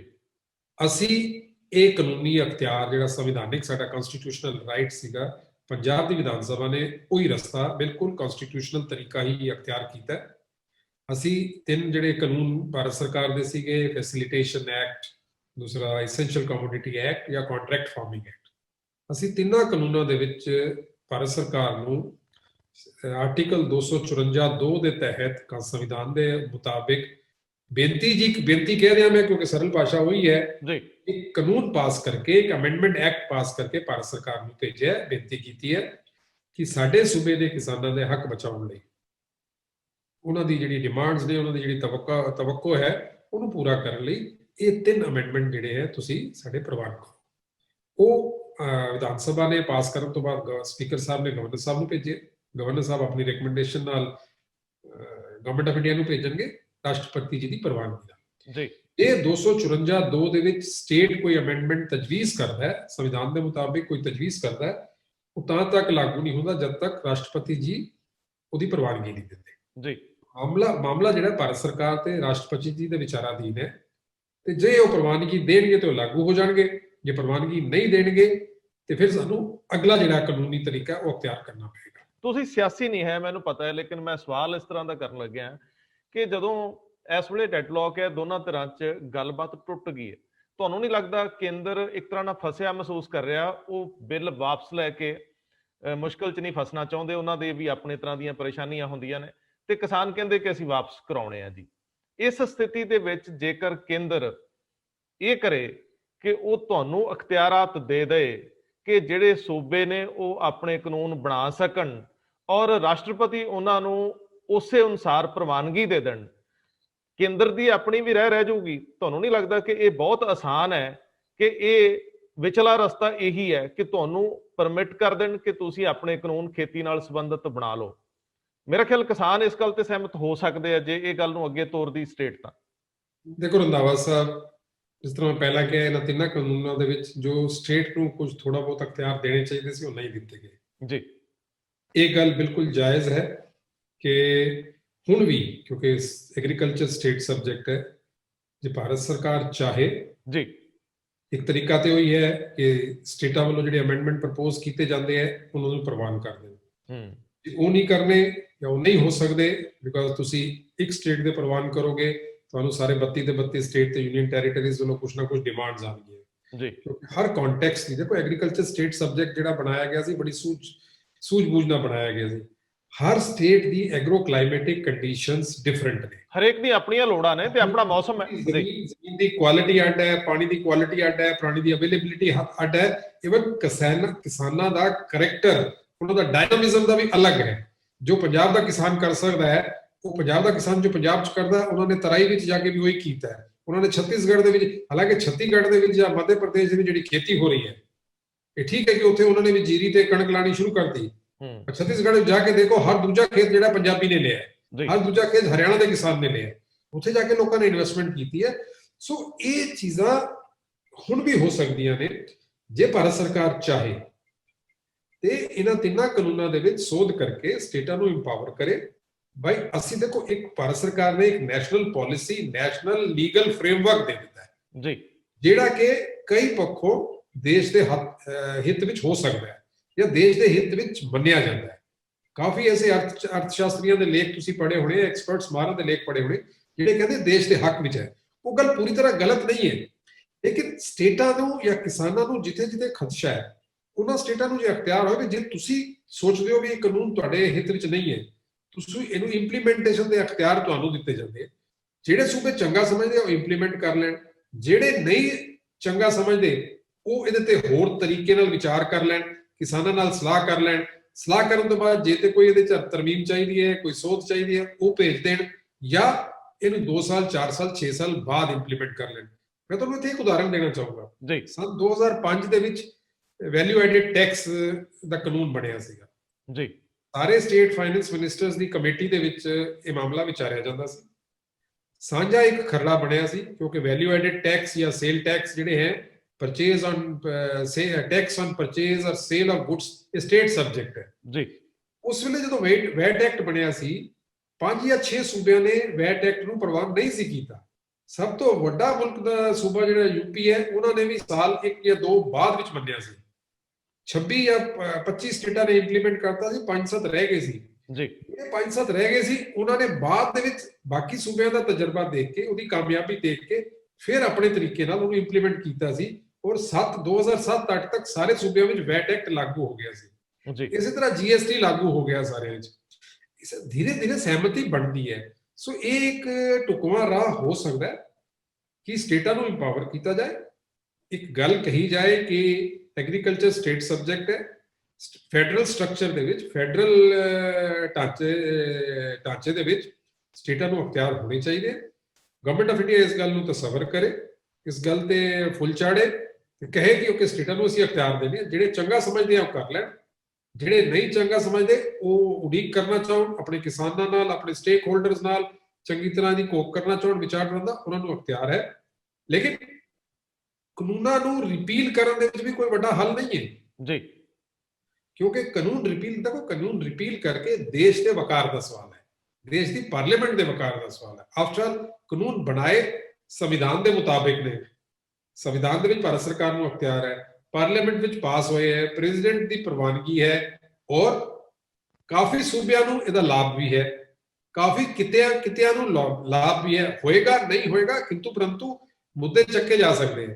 ਲੇਕਿਨ ਇਹ ਕਹਿਣਾ ਕਿ ਰਿਪੀਲ ਕਰ ਦਿੱਤਾ ਜਾਵੇ, ਹੁਣ 6% ਜਿਹੜੇ ਹਰਿਆਣਾ, ਪੰਜਾਬ ਤੇ ਵੈਸਟਰਨ ਯੂਪੀ ਦਾ ਇੱਕ ਮੇਰਠ ਡਿਵੀਜ਼ਨ ਹੈ ਜਿਹੜਾ ਹਰਿਆਣਾ ਤੇ ਪੰਜਾਬ ਨਾਲ ਲੱਗਦਾ ਹੈ, ਉਹਨਾਂ ਨੂੰ ਇਸ ਦਾ ਨੁਕਸਾਨ ਹੈ। ਕਿਹਾ ਇਹ ਜਾਂਦਾ ਮਹਾਰਾ ਵੱਲੋਂ ਕਿ 94% ਨੂੰ ਇਹਦਾ ਫਾਇਦਾ ਹੈ। ਜੇ 94% ਇਹ ਸਮਝਦੇ ਇਹ ਫਾਇਦਾ ਹੈ, 94% ਇੰਪਲੀਮੈਂਟ ਕਰ ਲੈਣ। 6% ਵਾਲੇ ਜੇ ਨਾਰਾਜ਼ ਹੈ ਤਾਂ ਉਹਨਾਂ ਨੂੰ ਮੌਕਾ ਦਿੱਤਾ ਜਾਣਾ ਚਾਹੀਦਾ ਵੀ ਤੁਸੀਂ ਦੁਬਾਰਾ ਸੋਚ ਲਓ, ਤੁਸੀਂ ਕਰਨਾ ਹੈ ਕਿ ਨਹੀਂ ਕਰਨਾ। ਸੋ ਇਹ ਢੁਕਵਾਂ ਪ੍ਰਬੰਧ ਹੋ ਸਕਦਾ ਹੈ, ਲੇਕਿਨ ਇਹ ਫੈਸਲਾ ਭਾਰਤ ਸਰਕਾਰ ਨੂੰ ਕਰਨਾ ਹੋਵੇਗਾ। ਸਰ ਇਹ ਪਹਿਲੀ ਗੱਲ ਤਾਂ ਕਿ ਇੰਨੀ ਗੁੰਝਲਦਾਰ ਸਥਿਤੀ ਦੇ ਵਿੱਚ ਕੇਂਦਰ ਨੂੰ ਹੱਥ ਹੀ ਨਹੀਂ ਪਾਉਣਾ ਚਾਹੀਦਾ ਕਿ ਦੇਸ਼ ਐਡਾ ਵਿਸ਼ਾਲ ਹੈ ਔਰ ਉਹਦੇ ਵੱਖ-ਵੱਖ ਖਿੱਤੇ ਨੇ, ਉਹਨਾਂ ਦੇ ਵਿੱਚ ਕੀ ਹੋ ਰਿਹਾ ਉਹਦੇ ਤੇ ਜਾਣ ਦੀ ਲੋੜ ਨਹੀਂ, ਸਟੇਟ ਨੂੰ ਕਰਦੇ ਰਹਿਣ ਦੇਣਾ ਚਾਹੀਦਾ। ਪਰ ਜੇ ਹੋ ਹੀ ਗਿਆ ਤੇ ਮੰਗ ਉੱਠ ਰਹੀ ਹੈ ਕਿ ਇਹਨੂੰ ਰੱਦ ਕਰ ਦਿਓ, ਫਿਰ ਤੁਹਾਨੂੰ ਨਹੀਂ ਲੱਗਦਾ ਕਿ ਇਹ ਵੈਸੇ ਤੁਹਾਨੂੰ ਕਰਨ ਵਾਲਾ ਸਵਾਲ ਨਹੀਂ ਪਰ ਮੈਂ ਕਰਦਾ ਹਾਂ ਕਿ ਦੇਸ਼ ਦੇ ਪ੍ਰਧਾਨ ਮੰਤਰੀ ਉਹਨਾਂ ਲੋਕਾਂ ਨੂੰ ਜਿਹੜੀਆਂ ਕਿਸਾਨ ਜਥੇਬੰਦੀਆਂ ਉਹਨਾਂ ਨੂੰ ਸਮਝਾਉਣ ਦਾ ਯਤਨ ਕਰਦੇ, ਜਾਂ ਜਿਨ੍ਹਾਂ ਖਿੱਤਿਆਂ ਤੇ ਜ਼ਿਆਦਾ ਅਸਰਅੰਦਾਜ਼ ਹੋ ਰਿਹਾ ਉੱਥੋਂ ਦੇ ਸੂਬਿਆਂ ਨੂੰ ਥੋੜਾ ਅਖਤਿਆਰ ਵੱਧ ਦੇ ਦੇਣ। ਸੰਵਿਧਾਨ ਦੇ ਵਿੱਚ ਪਹਿਲਾਂ ਵੀ ਇਸ ਤਰ੍ਹਾਂ ਦੀਆਂ ਅਮੈਂਡਮੈਂਟਸ ਹੁੰਦੀਆਂ ਰਹੀਆਂ ਨੇ। ਅਸੀਂ ਪੰਜਾਬ ਨੇ ਹੰਡਾਇਆ ਜੀ, ਇੱਥੇ ਰਾਸ਼ਟਰਪਤੀ ਰਾਜ, ਤੁਸੀਂ ਤਾਂ ਰਾਜ ਇੱਥੇ ਬੜੇ ਸਾਲਾਂ ਤੋਂ ਇਹਨਾਂ ਲੋਕਾਂ ਨੂੰ ਵੇਖਦੇ ਪਏ ਹੋ, ਕਿੰਨੀ ਵਾਰੀ ਰਾਸ਼ਟਰਪਤੀ ਰਾਜ ਲੱਗਿਆ ਜੀ, ਔਰ ਉਹ ਜਿਹੜੀ ਵੱਖਰੀ ਇੱਕ ਤਰ੍ਹਾਂ ਦੀ ਸੰਸ਼ੋਧਨ ਹੋਈ ਹੈ ਸੰਵਿਧਾਨ ਦੇ ਵਿੱਚ, ਬਾਰ-ਬਾਰ ਹੋਈ ਹੈ। ਇਸੇ ਤਰੀਕੇ ਜਿਹੜਾ 370 ਧਾਰਾ ਸੀ ਉਹ ਕੱਲਾ ਜੰਮੂ ਕਸ਼ਮੀਰ ਲਈ ਵੱਖਰੇ ਤੌਰ ਤੇ ਸੀਗੀ ਜੀ। ਸੋ ਮੈਨੂੰ ਲੱਗਦਾ ਕਿ ਕਿਸੇ ਰਾਜ ਨੂੰ ਵਖਰਾਉਣਾ ਸ਼ਾਇਦ ਸੰਵਿਧਾਨਕ ਹੱਕ ਹੈਗਾ, ਤੇ ਜੇ ਇਹਨਾਂ ਦੋਨਾਂ ਤਿੰਨਾਂ ਰਾਜਾਂ ਨੂੰ ਜਿਨ੍ਹਾਂ ਦੇ ਵਿੱਚ ਬਹੁਤ ਹੀ ਜ਼ਿਆਦਾ ਰੋਸ ਫੈਲਿਆ, ਇਹਨਾਂ ਨੂੰ ਸੁਣ ਲੈਣਾ ਚਾਹੀਦਾ ਸਰ। ਇਹ ਇਸ ਹੱਦ ਤੱਕ ਜਿਹੜਾ ਅੰਦੋਲਨ ਹੁੰਦਾ ਹੈ ਇਹ ਕੋਈ ਬਹੁਤਾ ਸਰਕਾਰਾਂ ਲਈ ਵੀ ਤੇ ਫਾਇਦੇਮੰਦ ਨਹੀਂ ਹੁੰਦਾ। ਤੁਹਾਡੇ ਮੁੱਖ ਮੰਤਰੀ ਸਾਹਿਬ ਜਾਂ ਤੁਸੀਂ ਇਸ ਤਰ੍ਹਾਂ ਦਾ ਕੋਈ, ਜੇ ਮੰਨ ਲਓ ਇਹਨੂੰ ਅੱਗੇ ਵਧਾਉਣਾ ਹੋਵੇ ਗੱਲ ਨੂੰ, ਤਾਂ ਸੰਭਵ ਹੈ ਜੀ? ਲੋਕ ਬੜੇ ਬੈਠੇ ਨੇ ਜੀ ਠੰਡ 'ਚ। ਅੰਦੋਲਨ ਦੀ ਸਭ ਤੋਂ ਪਹਿਲਾਂ ਤਾਂ ਮੈਂ ਅੰਦੋਲਨ ਦੀ ਤੇ ਕਿਸਾਨਾਂ ਦੀ ਸ਼ਲਾਘਾ ਕਰਨਾ ਚਾਹੂੰਗਾ ਜੀ। ਅੰਦੋਲਨ ਜ਼ਰੂਰ ਵੱਡਾ ਹੈ, ਅੰਦੋਲਨ ਜ਼ਰੂਰ ਲੰਬਾ ਹੋ ਗਿਆ ਹੈ, ਅੰਦੋਲਨ ਜ਼ਰੂਰ ਅਗਰੈਸਿਵ ਹੈ, ਕਿਸਾਨ ਨੇ ਬੜੀ ਹਿੰਮਤ ਹੌਸਲਾ ਦਿਖਾਇਆ, ਲੇਕਿਨ ਇਹ ਵੀ ਸ਼ਲਾਘਾ ਕਰਨੀ ਚਾਹੀਦੀ ਹੈ ਕਿ ਅੰਦੋਲਨ ਬਿਲਕੁਲ ਅਮਨ ਤਰੀਕੇ ਨਾਲ ਹੋ ਰਿਹਾ, ਬਿਲਕੁਲ ਪੀਸਫੁਲ ਹੈ ਜੀ। ਕਿਸੇ ਵੀ ਕਿਸਾਨ ਨੇ ਇੱਕ ਪੱਥਰ ਵੀ, ਇੱਕ ਵੱਟਾ ਵੀ ਕਿਸੇ ਨੂੰ ਨਹੀਂ ਮਾਰਿਆ ਜੀ। ਠੀਕ ਹੈ, ਗਾਣੇ ਬਜਾਣੇ ਦੇ ਤਰੀਕੇ ਨਾਲ ਆਪਣੇ ਜੋ ਸਾਡੇ ਲੋਕਲ ਰੀਤੀ ਰਿਵਾਜ ਨੇ, ਜੋ ਸਾਡੇ ਰਹਿਣ ਸਹਿਣ ਦਾ ਤਰੀਕਾ ਹੈ, ਉਸ ਤਰੀਕੇ ਦੇ ਵਿੱਚ ਰਹਿੰਦੇ ਹੋਏ ਉਹ ਆਪਣੀ ਗੱਲ ਵੱਖ-ਵੱਖ ਤਰੀਕੇ ਨਾਲ ਕਹਿ ਰਹੇ ਹਨ ਜੀ। ਇੱਥੇ ਕਿਸਾਨ ਦੀ ਸ਼ਲਾਘਾ ਕੀਤੀ ਜਾਣੀ ਚਾਹੀਦੀ ਹੈ। ਦੂਸਰੇ ਪਾਸੇ ਦੇਖੋ, ਆਪਾਂ ਮਾਨਯੋਗ ਪ੍ਰਧਾਨ ਮੰਤਰੀ ਜੀ ਹੋਣ, ਭਾਰਤ ਸਰਕਾਰ ਦੇ ਦੂਸਰੇ ਸੂਝਵਾਨ ਮੰਤਰੀ ਸਾਹਿਬਾਨ ਹੋਣ ਜਾਂ ਭਾਰਤ ਸਰਕਾਰ ਹੋਏ, ਸਾਨੂੰ ਉਹਨਾਂ ਨੂੰ ਵੀ ਅੰਡਰ ਐਸਟੀਮੇਟ ਨਹੀਂ ਕਰਨਾ ਚਾਹੀਦਾ ਜੀ। ਮੈਂ ਸਮਝਦਾ ਕਿ ਉਹ ਪੂਰੀ ਤਰ੍ਹਾਂ ਇਸ ਬਾਰੇ ਸੁਚੇਤ ਨੇ, ਪੂਰੀ ਤਰ੍ਹਾਂ ਕਿਸਾਨਾਂ ਦੀ ਗੱਲ ਸਮਝ ਰਹੇ ਨੇ। ਗੱਲ ਇੱਥੇ ਹੈ ਕਿ ਤੁਸੀਂ ਕਿਸੇ ਵੀ ਅੰਦੋਲਨ ਦੇ ਰਾਹੀਂ ਕੋਈ ਵੀ ਜਿਹੜੀ ਚੀਜ਼ ਤੁਸੀਂ ਚਾਹੁੰਦੇ ਹੋ ਉਹਨੂੰ ਮੈਕਸਿਮਾਈਜ਼ ਨਹੀਂ ਕਰ ਸਕਦੇ ਜੀ। ਕਿਸੇ ਵੀ ਅੰਦੋਲਨ ਵਿੱਚ ਅੱਜ ਤੱਕ ਮੈਕਸਿਮਮ ਰਿਜ਼ਲਟ ਕਦੇ ਨਹੀਂ ਆਇਆ। ਨਹੀਂ, 100% ਤਾਂ ਕਦੇ ਨਹੀਂ ਮਿਲਦਾ ਜੀ, ਕਦੇ ਨਹੀਂ ਆਇਆ। ਦੇਖੋ ਮੈਂ ਤੁਹਾਨੂੰ ਦੱਸਦਾ, ਹਾਲਾਂਕਿ ਉਹ ਢੁਕਵਾਂ ਨਹੀਂ ਹੈ, ਫਿਰ ਵੀ ਮੈਂ ਗੱਲ ਕਹਿ ਦੇਣਾ, ਦੇਸ਼ ਦੀ ਆਜ਼ਾਦੀ ਦਾ ਅੰਦੋਲਨ ਲੈ ਲਓ, 100% ਅਸੀਂ ਚਾਹੁੰਦੇ ਤੇ ਜਿਹੜੇ ਦੇਸ਼ ਦੇ ਟੁਕੜੇ ਹੋਏ ਸੀ ਸੰਨ 47 ਵਿੱਚ ਉਹ ਨਹੀਂ ਸੀ ਹੋਣੇ ਚਾਹੀਦੇ ਜੀ। ਉੱਥੇ ਵੀ ਸਾਨੂੰ ਕੁਝ ਨਾ ਕੁਝ ਕੰਪਰੋਮਾਈਜ਼ ਕਰਨਾ ਪਿਆ, ਕੁਝ ਨਾ ਕੁਝ ਕੰਸੀਡ ਕੀਤਾ। ਸਾਡੀ ਭਾਰਤ ਦੀ ਲੀਡਰਸ਼ਿਪ ਨੇ ਕੀਤਾ, ਕੁਝ ਦੂਸਰੇ ਮੁਲਕ ਦੀ ਲੀਡਰਸ਼ਿਪ ਨੇ ਕੀਤਾ, ਕਾਫੀ ਸਾਡੇ ਭੈਣ ਭਰਾਵਾਂ ਦਾ ਨੁਕਸਾਨ ਹੋਇਆ ਇੰਨਾ ਵੱਡਾ। ਹੁਣ ਇਸ ਵੇਲੇ ਐਫਰਟ ਇਹ ਹੈ ਕਿ ਕਿਸੇ ਜੀ ਦਾ, ਕਿਸੇ ਸੂਬੇ ਦਾ, ਦੇਸ਼ ਦਾ ਨੁਕਸਾਨ ਨਹੀਂ ਹੋਣਾ ਚਾਹੀਦਾ। ਐਟ ਦ ਸੇਮ ਟਾਈਮ ਜਿਨ੍ਹਾਂ ਕਿਸਾਨਾਂ ਨੂੰ ਜੈਨੂਇਨਲੀ ਸੱਚੇ ਸੁੱਚੇ ਤਰੀਕੇ ਨਾਲ ਨੁਕਸਾਨ ਹੈ, ਉਹਨਾਂ ਦਾ ਹੱਕ ਬਚਾਇਆ ਜਾਣਾ ਚਾਹੀਦਾ ਹੈ। ਕੁਝ ਤਾਂ ਵਿੱਚ ਐਵੇਂ ਛਾਲ ਮਾਰੀ ਜਾਂਦੇ ਆ ਨਾ, ਜਿਨ੍ਹਾਂ ਸੂਬਿਆਂ ਨੇ ਅੱਜ ਤੱਕ ਐਮਐਸਪੀ ਦੇਖੀ ਨਹੀਂ, ਤਾਂ ਬਿਲਕੁਲ ਠੀਕ ਹੈ, ਜਿਨ੍ਹਾਂ 'ਚ ਹੈ ਹੀ ਨਹੀਂ, ਜਿਨ੍ਹਾਂ ਸੂਬਿਆਂ ਦੇ ਵਿੱਚ ਅੱਜ ਤੱਕ government intervention in agriculture marketing ਹੋਈ ਨਹੀਂ ਜੀ, ਜਿਨ੍ਹਾਂ ਸੂਬਿਆਂ ਦੇ ਵਿੱਚ commercial trading, commercial marketing, commercial businesses in agriculture ਪਹਿਲੇ ਤੋਂ ਚੱਲਦੇ ਰਹੇ ਜੀ, ਰਿਵਾਇਤੀ ਤੌਰ ਤੇ ਚੱਲਦੇ ਰਹੇ, ਉਹ ਵੀ ਇੱਕ ਸਿਚੁਏਸ਼ਨ ਦਾ ਲਾਹਾ ਲੈਣ ਵਾਸਤੇ ਇਹਦੇ ਵਿੱਚ ਦਖਲ ਕਰ ਰਹੇ ਹਨ। ਲੀਡਰਸ਼ਿਪ ਦੇ ਮੇਰੀ ਸੋਚ ਇਹ ਹੈ ਕਿ ਸਾਨੂੰ ਇਸ ਅੰਦੋਲਨ ਤੋਂ ਜਿਹੜੇ ਵੀ ਸੱਚੇ ਤਰੀਕੇ ਨਾਲ ਪ੍ਰਭਾਵਿਤ ਕਿਸਾਨ ਨੇ ਉਹਨਾਂ ਦੇ ਹੱਕਾਂ ਦੀ ਰਾਖੀ ਕਰਨੀ ਚਾਹੀਦੀ ਹੈ। ਅੰਦੋਲਨ ਦੇ ਜਿਹੜੇ ਵੀ ਸਿੱਟੇ ਅਸੀਂ ਕੱਢਣਾ ਚਾਹੁੰਦੇ ਹਾਂ ਉਹ ਆਪਟੀਮਮ ਲੈਵਲ ਤੇ ਰੱਖਣੇ ਚਾਹੀਦੇ ਆ, ਔਰ ਆਪਟੀਮਮ ਲੈਵਲ ਤੇ ਰੱਖਦੇ ਹੋਏ ਦੇਸ਼ ਤੇ ਸੂਬੇ ਦੇ ਹਿੱਤਾਂ ਨੂੰ ਧਿਆਨ 'ਚ ਰੱਖਣਾ ਚਾਹੀਦਾ ਹੈ। ਮੈਨੂੰ ਸਰ ਮੈਂ ਮੰਨਦਾ ਕਿ ਪ੍ਰਧਾਨ ਮੰਤਰੀ ਜੀ ਇਸ ਬਾਰੇ ਸੁਚੇਤ ਨੇ ਤੇ ਉਹ ਇਹਦਾ ਢੁਕਵਾਂ ਹੱਲ ਕੱਢ ਲੈਣਗੇ, ਲੇਕਿਨ ਬੇਚੈਨੀ ਤੁਹਾਨੂੰ ਤੇ ਸਾਨੂੰ ਸਾਰਿਆਂ ਨੂੰ ਇਹ ਹੈ ਕਿ ਅਸੀਂ ਜਲਦੀ ਚਾਹੁੰਦੇ ਹਾਂ। ਇਹ ਜਲਦੀ ਦੇ ਵਿੱਚ ਜੇ ਡਾਇਲੌਗ ਚੱਲਦਾ ਰਹੇ, ਜੋ ਡਿਸਕਸ਼ਨ ਚੱਲ ਰਹੀ ਸੀ, ਆਪਾਂ ਡਿਸਕਸ਼ਨ ਡੈਡਲੌਕ ਕਰਕੇ ਬਹਿ ਜਾਾਂਗੇ, ਡੈਡਲੌਕ ਨਾਲ ਕਦੇ ਕੋਈ ਮਸਲਾ ਹੱਲ ਨਹੀਂ, ਅਸੀਂ ਸਰ ਸ਼ੁਰੂ ਤੋਂ ਕਹਿੰਦੇ ਆ ਰਹੇ ਹਾਂ ਕਿ ਯੈਸ ਔਰ ਨੋ ਕੋਈ ਆਦਰਸ਼ਕ ਸਥਿਤੀ ਨਹੀਂ, ਇਹ ਗੱਲਬਾਤ ਚੱਲਦੀ ਰਹਿਣੀ ਚਾਹੀਦੀ ਹੈ ਅੰਦੋਲਨ ਦੇ ਨਾਲ ਨਾਲ। ਪਰ ਜੇਕਰ ਮੰਨ ਲਓ ਗੱਲ ਫਾਸੀ ਗਈ ਹੈ, ਜਿੱਦ ਕਿਤੇ ਨਾ ਕਿਤੇ ਆ ਗਈ ਹੈ, ਤੇ ਹੁਣ ਇਹ ਲੋਕ ਤੁਹਾਡੇ ਨੇ, ਇਹ ਸਾਡੇ ਨੇ, ਔਰ ਤੁਸੀਂ ਮੁੱਖ ਮੰਤਰੀ ਸਾਹਿਬ ਦੇ ਅੱਖ ਔਰ ਕੰਨ ਹੋ। ਤੁਹਾਨੂੰ ਲੱਗਦਾ ਹੈ ਕਿ ਪੰਜਾਬ ਨੂੰ, ਤੁਹਾਡੇ ਵਰਗੇ ਲੋਕਾਂ ਨੂੰ, ਪ੍ਰਭਾਵਸ਼ਾਲੀ ਲੋਕਾਂ ਨੂੰ ਹੁਣ ਵਿੱਚ ਆਉਣਾ ਚਾਹੀਦਾ ਔਰ ਕਿਸੇ ਤਰੀਕੇ ਨਾਲ ਇਹ ਡੈਡਲੌਕ ਟੁੱਟੇ ਔਰ ਗੱਲ ਅੱਗੇ ਤੁਰੇ? ਤੇ ਜਿੰਨਾ ਮੇਰੇ ਖਿਆਲ ਸਰਕਾਰ ਕਾਫੀ ਹੱਦ ਤੱਕ ਝੁਕੀ ਹੈ, ਮੰਨਣ ਨੂੰ ਤਿਆਰ ਹੈ, ਥੋੜਾ ਜਿਹਾ ਹੋਰ ਯਤਨ ਕੀਤਾ ਜਾਵੇ ਤੇ ਇਹ ਹੁਣ ਨਿਜਾਤ ਪਾਈ ਜਾ ਸਕਦੀ ਹੈ। ਬਹੁਤ ਸੀਤ ਲਹਿਰ ਹੈ ਇਸ ਵੇਲੇ, ਠੰਡ ਬੜੀ ਆ ਔਰ ਪਰਿਵਾਰਾਂ ਦੇ ਪਰਿਵਾਰ ਉੱਥੇ ਜਾ ਕੇ ਬੈਠ ਗਏ। ਦੇਖੋ, ਮੈਂ ਤਾਂ ਇਹ ਉਮੀਦ ਕਰਾਂਗਾ ਕਿ ਠੰਡ 'ਚ ਬੈਠਣ ਦੀ ਜ਼ਿਆਦਾ ਲੋੜ ਨਾ ਪਏ, ਛੇਤੀ ਮਾਮਲਾ ਨਿਪਟ ਜਾਏ। ਪਰ ਉਮੀਦ ਵੀ ਇਹ ਕੀਤੀ ਜਾਂਦੀ ਹੈ ਕਿ ਛੇਤੀ ਮਾਮਲਾ ਸੁਲਝੇਗਾ। ਜੀ, ਬਹੁਤ ਬਹੁਤ ਮਿਹਰਬਾਨੀ। ਮੈਂ ਇਹ ਵੀ ਜ਼ਰੂਰ ਕਹਿਣਾ ਚਾਹੂੰਗਾ, ਭਾਰਤ ਸਰਕਾਰ, ਹਰ ਸੂਬੇ ਦੀ ਸਰਕਾਰ, ਕਿਸੇ ਵੀ ਪਾਰਟੀ ਦੀ ਹੋਏ, ਸਾਰੇ ਅਧਿਕਾਰੀ ਇਸ ਕੰਮ ਵੱਲ ਜੁਟੇ ਹੋਏ ਨੇ। ਕੋਸ਼ਿਸ਼ ਪੰਜਾਬ ਸਰਕਾਰ ਦੀ ਵੀ ਇਹ ਹੈ ਕਿ ਕਿਸਾਨ ਦੇ ਹਿੱਤਾਂ ਨਾਲ ਕਿਸੇ ਤਰ੍ਹਾਂ ਦਾ ਕੰਪਰੋਮਾਈਜ਼ ਨਾ ਹੋਇਆ ਕੀਤਾ ਜਾਏ, ਕਿਸਾਨ ਦੇ ਹਿੱਤਾਂ ਦੀ ਰੱਖਿਆ ਕੀਤੀ ਜਾਏ, ਲੇਕਿਨ ਉਸ ਦੇ ਚੱਲਦੇ ਹੋਏ ਦੇਸ਼ ਤੇ ਸੂਬੇ ਦੇ ਵਕਾਰ ਨੂੰ ਵੀ ਬਚਾਇਆ ਜਾਏ। ਸੋ ਇਹ ਇੱਕ ਸਵਾਲ ਜ਼ਰੂਰ ਖੜਾ ਹੋਇਆ ਹੈ, ਲੇਕਿਨ ਐਸਾ ਕੋਈ ਸਵਾਲ ਨਹੀਂ ਹੈ ਜਿਹਦਾ ਹੱਲ ਨਾ ਲੱਭਿਆ ਜਾ ਸਕੇ। ਇਹਨੂੰ ਮੈਂ ਕਹਿਣਾ ਹੁੰਦਾ ਕਿ ਨਵੇਂ ਕਾਨੂੰਨਾਂ ਨਾਲ ਸਾਰਾ ਕੁਝ ਨਹੀਂ ਗਵਾ ਲਿਆ, ਸਾਰਾ ਕੁਝ ਨਹੀਂ ਚਲਾ ਗਿਆ। ਨਵੇਂ ਕਾਨੂੰਨਾਂ ਨਾਲ ਨਵੀਂ ਰਾਹ ਲੱਭਣ ਦੀ ਕੋਸ਼ਿਸ਼ ਕੀਤੀ ਹੈ ਜੀ। ਅਸੀਂ ਉਸ ਰਾਹ ਤੇ ਨਹੀਂ ਚੱਲਣਾ ਚਾਹੁੰਦੇ, ਸਾਨੂੰ ਆਪਣਾ ਰਾਹ ਹੋਰ ਲੱਭ ਲੈਣਾ ਚਾਹੀਦਾ ਹੈ, ਲੇਕਿਨ ਅਸੀਂ ਕਿਸੇ ਦੇ ਰਾਹ ਨੂੰ ਰੋਕੀਏ, ਇਹ ਵੀ ਸਾਨੂੰ ਹੱਕ ਨਹੀਂ ਹੈ। ਮਤਲਬ ਜਿਨ੍ਹਾਂ ਸੂਬਿਆਂ ਨੂੰ ਇਹਦਾ ਫਾਇਦਾ ਹੈ, ਉਹਨਾਂ ਨੂੰ ਫਾਇਦਾ ਹੋਵੇ, ਉਹ ਇਹਨੂੰ ਅਡਾਪਟ ਕਰਨ ਔਰ ਸਾਡੇ ਲਈ ਕੋਈ ਹੋਰ ਆਦਰਸ਼ਕ ਸਥਿਤੀ ਬਣਨੀ ਚਾਹੀਦੀ ਹੈ। ਮੇਰਾ ਖਿਆਲ ਇਹ ਮੈਂ ਜ਼ਿਆਦਾ ਸਵਾਲ ਤੁਹਾਨੂੰ ਇਸ ਕਰਕੇ ਵੀ ਨਹੀਂ ਕੀਤੇ, ਤੁਸੀਂ ਜੋ ਲਿਖਿਆ ਬਿਹਤਰੀਨ ਲਿਖਿਆ ਸੀਗਾ, ਔਰ ਜਿਸ ਤਰੀਕੇ ਨਾਲ ਤੁਸੀਂ ਸਟੇਟ ਦੀ ਤਰਜਮਾਨੀ ਕਰਦੇ ਹੋ, ਮੈਨੂੰ ਲੱਗਦਾ ਹੈ ਕਿ ਇਹ ਸਥਿਤੀ ਨੂੰ ਤੁਸੀਂ ਸੰਭਾਲਣ 'ਚ ਸਮਰੱਥ ਹੋਵੋਗੇ ਮੁੱਖ ਮੰਤਰੀ ਸਾਹਿਬ ਦੇ ਨਾਲ ਲੱਗ ਕੇ। ਬਹੁਤ ਮਿਹਰਬਾਨੀ। Thank you Randhawa sir.